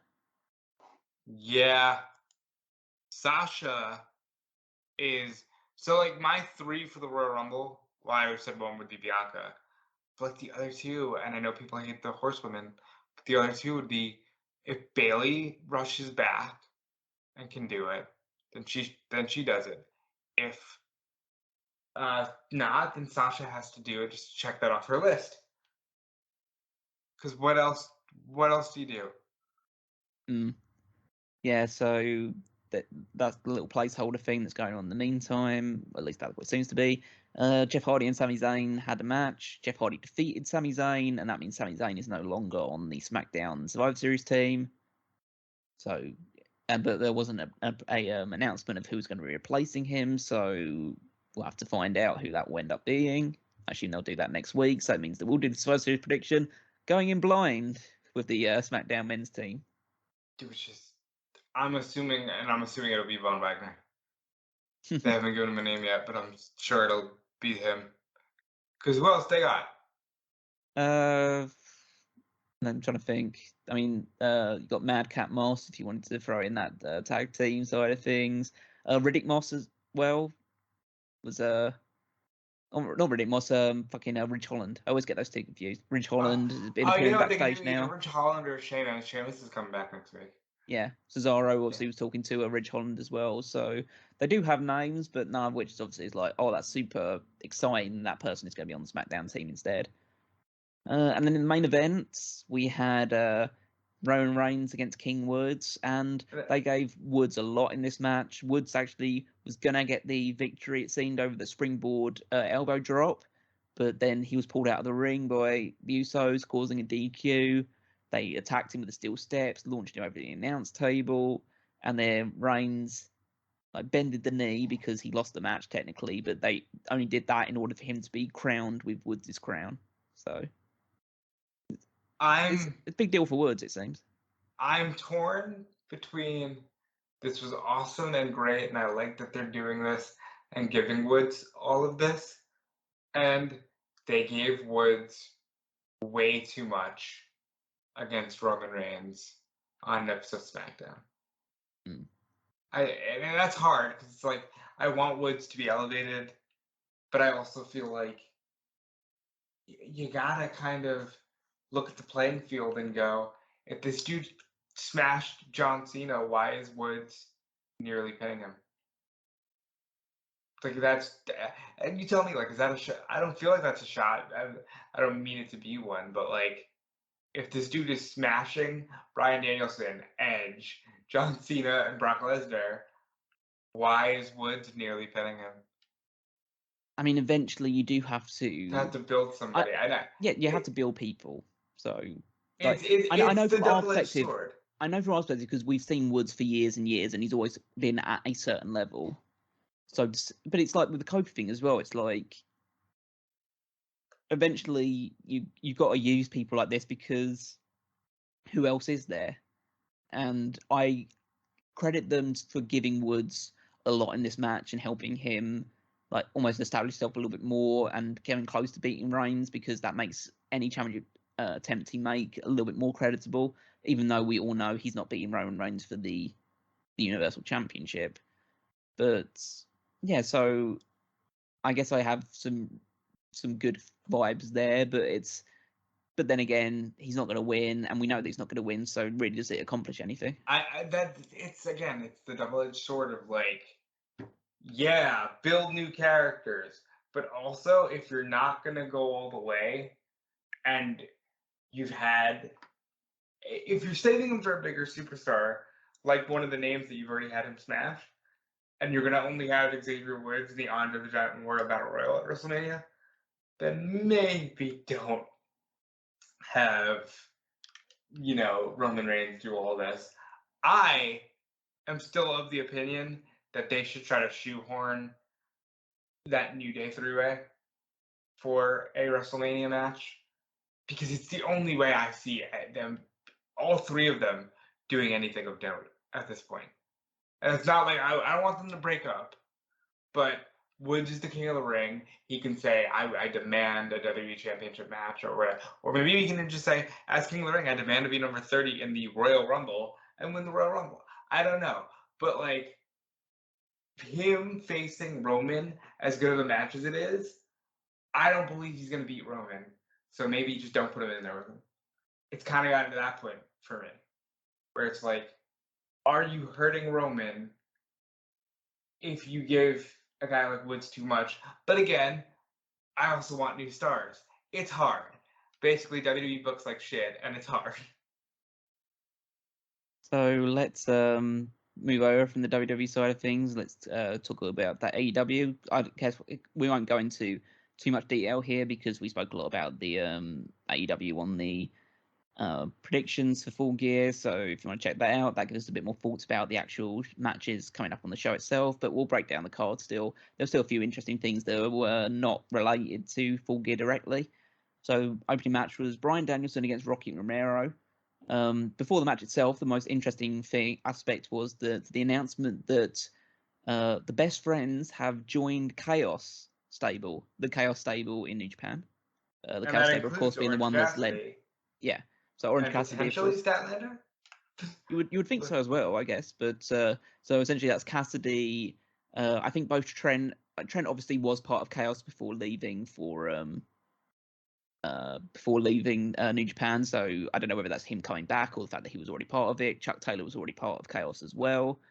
But then we have Statlander and Willie Uter apparently are now part of the crew as well. People that don't know, the New Japan Chaos Stable is the one that's headed up by Kazuchika Okada. It also has members like Tomohiro Ishii, Hiroki Goto, Yoshihashi, Toroyano. That's basically it right now because they've lost Ospreay and a few other people, and they don't have Sho and Yo anymore, obviously. I think they probably still have Yo, but not Sho. But yeah, so that's good news. Again, it's more collaboration between New Japan and AEW, which can only be a good thing.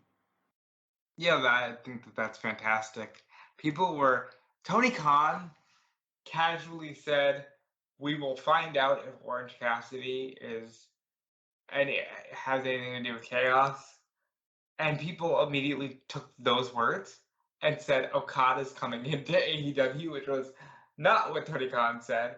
But I think this definitely helps open that door even further. Mm-hmm. So then we had the actual match itself, and Danielson, of course, got the victory, but it was a fun match with Rocky Romero. Taps him out using the Tequila Sunrise, again, building up the idea that Danielson can basically win with any move whatsoever. For 5 seconds, I thought, oh, he's actually going to, use the label lock again. This will be the first time he does it. And he, Tequila Sunrise, and it was so gnarly, and Romero tapped instantly, which adds to the effect. And I can't believe that this guy is yeah, I was sleepwalking through the main event of WrestleMania. When it's look at how much fun he's having. Imagine if he could have been this motivated beforehand. And it's so cool that AEW is getting this. I never want anyone to lose sight of that, how much fun and how different, how cool this is that we're even getting this from guys like Daniel Bryan. I will say, just for clarity, Bryan has won a match with the label lock, but it was on. No, he did. When I said it was going to be the first time, I meant first time that he actually uses a move twice. Oh, okay. To get a win, yeah, sure. And then he transitions from what looked like the label lock into a Tequila Sunrise, and first of all, Bryan Danielson, so good. Oh yeah, he's having the time of his life, and I love to see it. Absolutely. We had what was supposed to be a Inner Circle promo segment with Tony Schiavone, but then American Top Team attacked them on the ramp, beat the hell out of them, had Dan Lambert put Jericho through a table with a powerbomb, and then forced him to quote unquote tap out to the walls of Jericho, which is, as he pointed out, it's technically a Boston Crab. It's actually a Boston Crab. Yeah. So that was a good segment. Yeah. We had a 6-woman tag, Thunder Rosa, Taikon Chi, and Anna Jay against Britt Baker, Rebel, and Jamie Hayter. And they did the smart thing, which is have a Conchi pin Rebel, and with Britt Baker looking on. So, again, helps trying to build up at least the vague idea that Conchi can beat Britt Baker for the title. By the way, Conchi, I'll say it every time, fantastic worker. Really got a chance to shine, and I love her for it. We had Jungle Boy, who was in action twice this week, actually, on both Dynamite and Rampage. I think he's the first guy to do both. Got somewhere to be? Nope. Just a thing that I thought I turned off that I didn't turn off. Is it the time you were supposed to wake up this morning, Rob? No, that's actually a repeat of the alarm I slept through. And yeah. Okay, well, we'll carry on then while the alarm's going to go through. We had Jungle Boy, Anthony Bowens, Max Caster cutting a promo apparently saying that Jungle Boy's his fetish, people still wouldn't kiss him, and bring up the fact that his girlfriend, who, if you don't know, is Anna Jay, hangs around with 7 guys all the time, which was a lot of fun from that side of things. And we had Jungle Boy, of course, getting the victory over Anthony Bowens. This resulted in a Bobby Fish post-match attack, and also an interesting backstage segment where Bobby Fish came up to Adam Cole, who was with the Young Bucks, and Cole just introduced him, and the Young Bucks were like, yeah, we know who Bobby Fish is. We fought him loads of times in Ring of Honor. And that was weird. Yeah. I was like, why are you introducing them? Yeah. They know.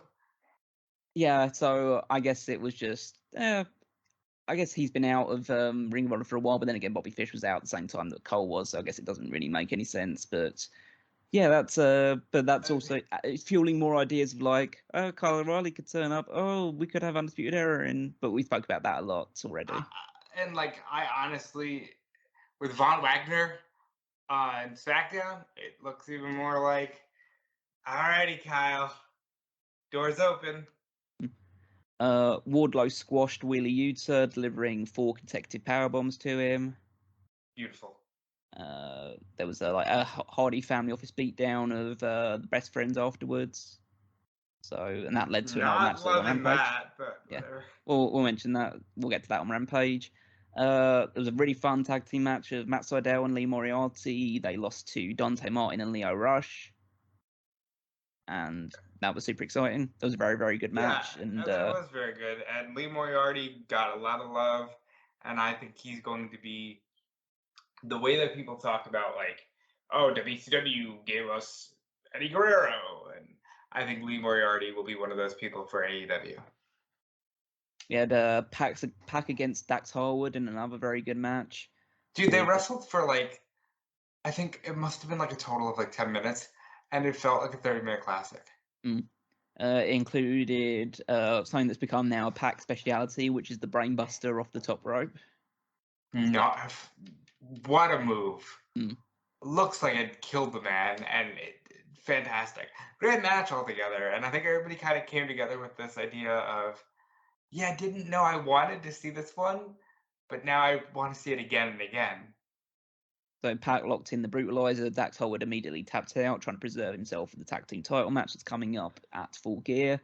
This led to some post-match attacks with basically everyone that's involved in these 2 tag team matches at Full Gear. So Lucha Brothers, Cody and Pac on the babyface side, FTR, Andrade and Malachi Black on the other side. So yeah, just building up those matches, and ended with a contract signing between Hangman Page and Kenny Omega. A contract signing, not something that AEW has leaned on quite as heavily as WWE does in recent times. I think WWE probably had, it must be like at least half a dozen contract signings this year. Yeah. If not more.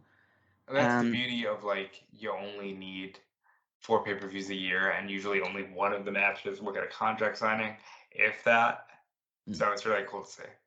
They exchanged words. There was the idea about Page saying that Omega is actually afraid of him, and that's why he showed up a little bit in that their previous match at Full Gear.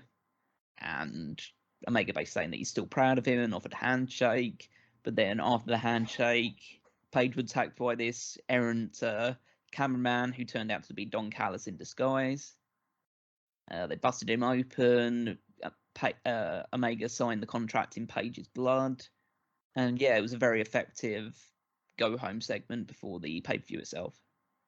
Yeah, and really cool to see. Like, you don't see bloody contract signings like that anymore. It used to be a staple, but obviously AEW gets to doing stuff like obvious blade jobs, you know?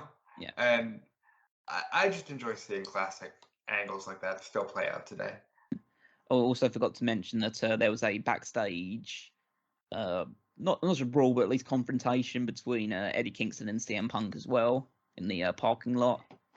So again, building up towards their match at Full Gear as well. And again, I think everybody can kind of admit that's the match. Like, that is the match that everybody's super excited to see, and I'm one of them. Over on Rampage, should I say? We already spoke about Dynamite. Over on Rampage, we had Bobby Fish against Jungle Boy.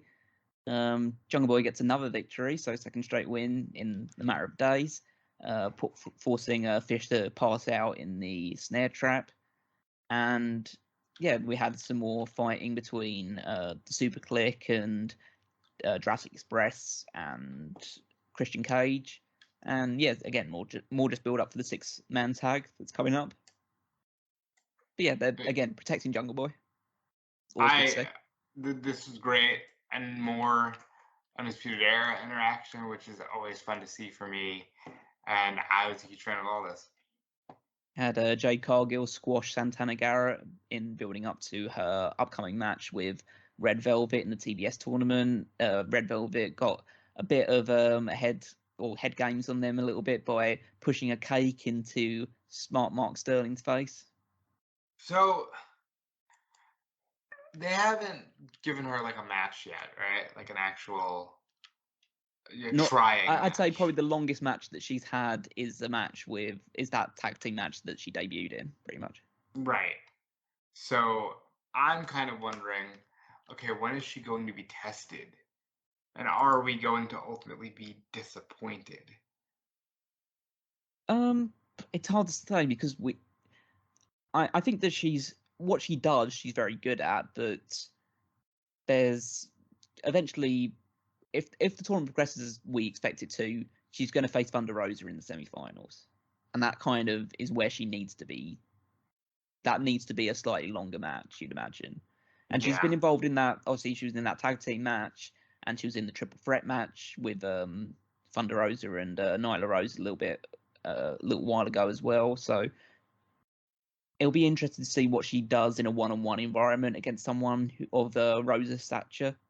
But we'll have to just wait and see. Matches against like this one with Santana Garrett and likely the match against Red Velvet aren't going to be the true example of what she can do bell to bell. And I mean, like, this is fine. Santana Garrett at one point was like one of the better women's wrestlers in the world. I guess that just sort of passed her by as the wrestling got better. But she was perfectly usable here, and I wouldn't be surprised to see them kind of hire her on more of like a tier 0 basis. We had another guy having 2 straight matches on Dynamite and Rampage with Dante Martin, the hometown guy in Minnesota, Minneapolis, Minnesota, should I say, beating Arya Daivari, which is nice to see Cool Daivari to see on him. TV. Yeah. And another good victory for Dante. And post-match, because Lio Rush wasn't there, I think Tony Khan announced post-Rampage that Lio Rush's grandmother had passed away.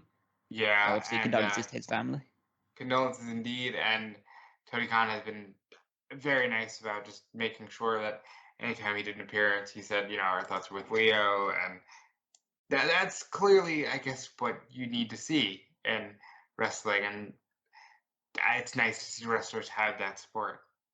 But due to Lio Rush's absence, this led to an opportunity for Dante Martin to be offered a contract to join Team Taz. With Ricky Starks telling him to think it over. Obviously, Hobbs was there and Hook was there as well. And so now there could be a bit of a power struggle between Dante and Lio and the Team Taz. So that's quite interesting because it seemed like they were moving in the direction of Lio Rush as a heel. Dante Martin could be corrupted in that regards, but now if they're taking on a heel group, that could be an interesting change of direction. I think they still might be. I think that maybe the payoff to all this is Dante Martin says, I don't want to be with any of you. Actually, my brother's back. And then we had to be a tag team with him. Then we had the main event, which was Matt Hardy versus Orange Cassidy in a lumberjack match, and Matt Hardy won after the Blade interfered, hitting Cassidy with the brass knucks, and Hardy getting the pin afterwards. What does this do for anybody? Okay, I don't want to be, because I know some people were like, oh well, acting like Matt Hardy isn't a big star is ridiculous. Yes, and I'm not saying that Matt Hardy is not a big star. I am a big fan of Matt Hardy. But what does this do for anybody?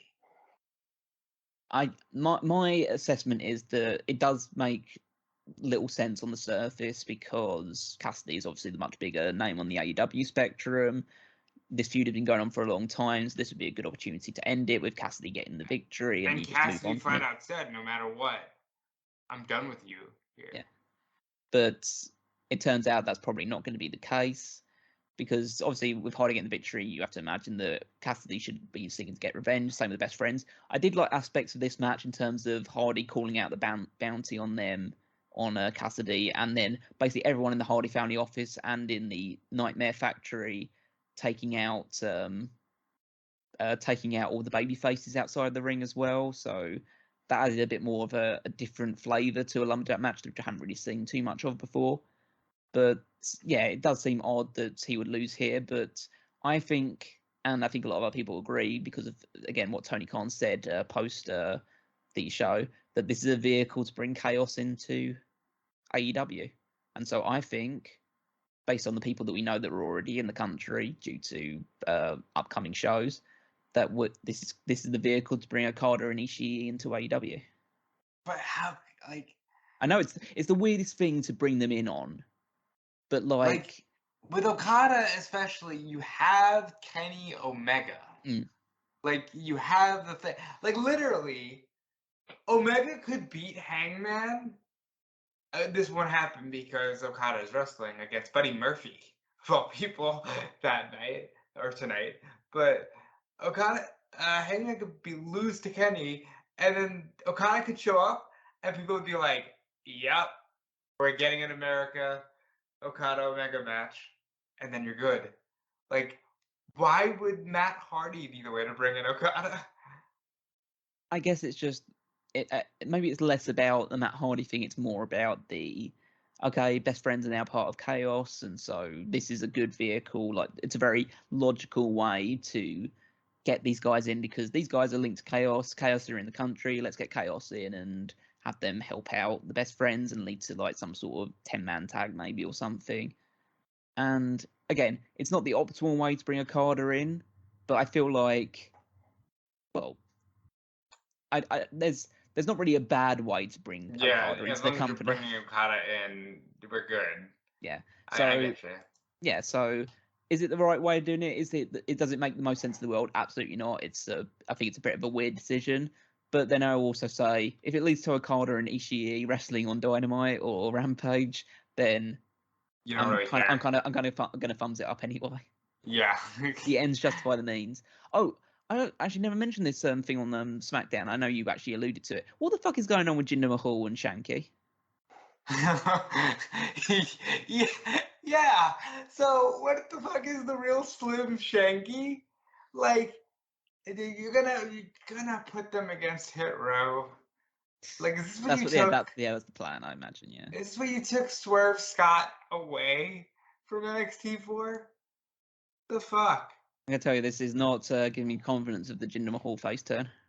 Yeah, definitely not. Shanky, on the other hand, totally. Oh yeah, absolutely. This would be the vehicle for superstardom. He's the new future legend. Future legend Shanky. That's amazing. Everyone hit up here, get the hashtag rolling, hashtag future legend Shanky. And at least I'll say this, considering that some of the people on the Indian side of things have gotten released, at least he hasn't. So that's good. Yeah. So, okay, that's pretty much the end of all the shows. That's the end of the hot tags for this week. Anything else that we need to add to, or do you feel like we've covered everything? I think this will be a fun one to end on, just because of the work that we've done on Fanboys Anonymous. The Rock commented on his grandfather, Hachifito being a Bond villain in You Only Live Twice, and said he wants to follow in his grandfather's footsteps, but not as a villain. He wants to be James Bond. Yeah, not gonna happen. Not gonna happen, but The Rock. I mean, The Rock wants to be everything. He wants to be the president one week. He wants to be. You know what though? Rock working with Pierce Brosnan and Black Adam could happen. Yeah. I just enjoyed that because I enjoyed, obviously, if you haven't checked it out, go over on our sister website, Families Anonymous. We did do the Review to a Kill series where we ranked and reviewed every single Bond movie from Connery through Craig, and that's a blast. And I just wanted to get that in there because I enjoyed doing that work, and I enjoy James Bond now. Yep, so definitely check out Fanboys Anonymous, check out the website if you're a big fan of geek culture, anything movie-related, TV-related, video games, comic books, anything like that. Fanboysanonymous.com is the way to check it out. I don't suppose there's much being added to it right at this very moment because of Tony being away on honeymoon, but... Tony's in Brazil having the time of his life, and good for him because he needed it. Yeah. But make sure you subscribe. Everyone, if you haven't done so, just go over there already. Give him something nice and nice to look forward to on his way back, because otherwise he's going to have to try and look forward to Survivor Series. And good luck doing that, Tony. Right. He's not doing that. Yeah. But as I mentioned earlier, if you've been watching this on YouTube, just drop a like, drop a subscribe if you haven't done so already. You can follow us on social media everywhere, Facebook and Twitter at Smark Moments. You can join the Mega Maniacs Facebook group if you are so inclined. We'll probably be running some kind of thread for the Full Gear show, so check that out as well. Join in the conversation with everyone. We'll be doing a post show for Full Gear as well, which will come out. We don't know whether it will come out the day after that even, but we're not recording it live as we would typically do because of Tony's absence. So we're just going to do, me and Rob will just get together a little while after the show, do round up our thoughts about it when we've had a time to have everything settle in and get to discuss it, and it will be posted when it's posted. But other than that, obviously check out the Patreon, as we mentioned beforehand. That supports on the monetary side of things. Other ways you could do that is the Redbubble, TeePublic. Buy some Smark merchandise, t-shirts, shower curtains, stickers, anything you so desire. You'll probably find something with some sort of Smark Out Moment logo or meme attached to it. That's right. Yeah, Rob, what have you got going on? I have got going on Fightful.com. Every day I'm over there writing news. Fightful Select, obviously. Sean Rossap is at Full Gear. He will be doing the media scrums and all that, breaking news as it happens, I'm sure. And as for me personally, you can check me out on twitch.tv/DudeFelice. Check me out on Instagram at DudeFelice. I'm going to try to build more of a community there as well. Basically, I want to build more of a community and try doing the content creator things. So anybody who wants to support me either there on Twitter or on Twitch, it's greatly appreciated, and I thank you for all the support. Yeah, absolutely. On my side of things, you can follow me on Twitter at Weekmeister14, and as I mentioned before, just check out smarkamo.com, all the articles that are going on over there. Again, just greatly appreciated to just get you to be checking all that stuff out, and also leave Tony alone with the heel and face turns and all the updates, stuff like that. He's on honeymoon. Yeah, I hope that nobody's been like, "What are you doing?" Hey, he's on honeymoon. He's Aaliyah turned babyface on SmackDown. She's no longer a heel. It's just. I mean, Tony's having a vacation for the first time in probably 10 years. So he'll get to it. You know, we know him. He will get to it, but just lay off a little bit at the time being. But when he comes back, all bets are off. Yeah. But for now, hopefully, we hope you enjoyed this edition, and we will see you again. It'll probably just be me and Rob again next week, but maybe Tony will be back by that point. But for now, that's probably what's going to be, and we'll also be back with the Survivor Series predictions around about midweek as well. But that's all to look forward to. But for now, this has been another Smark Out moment, and we are being counted out.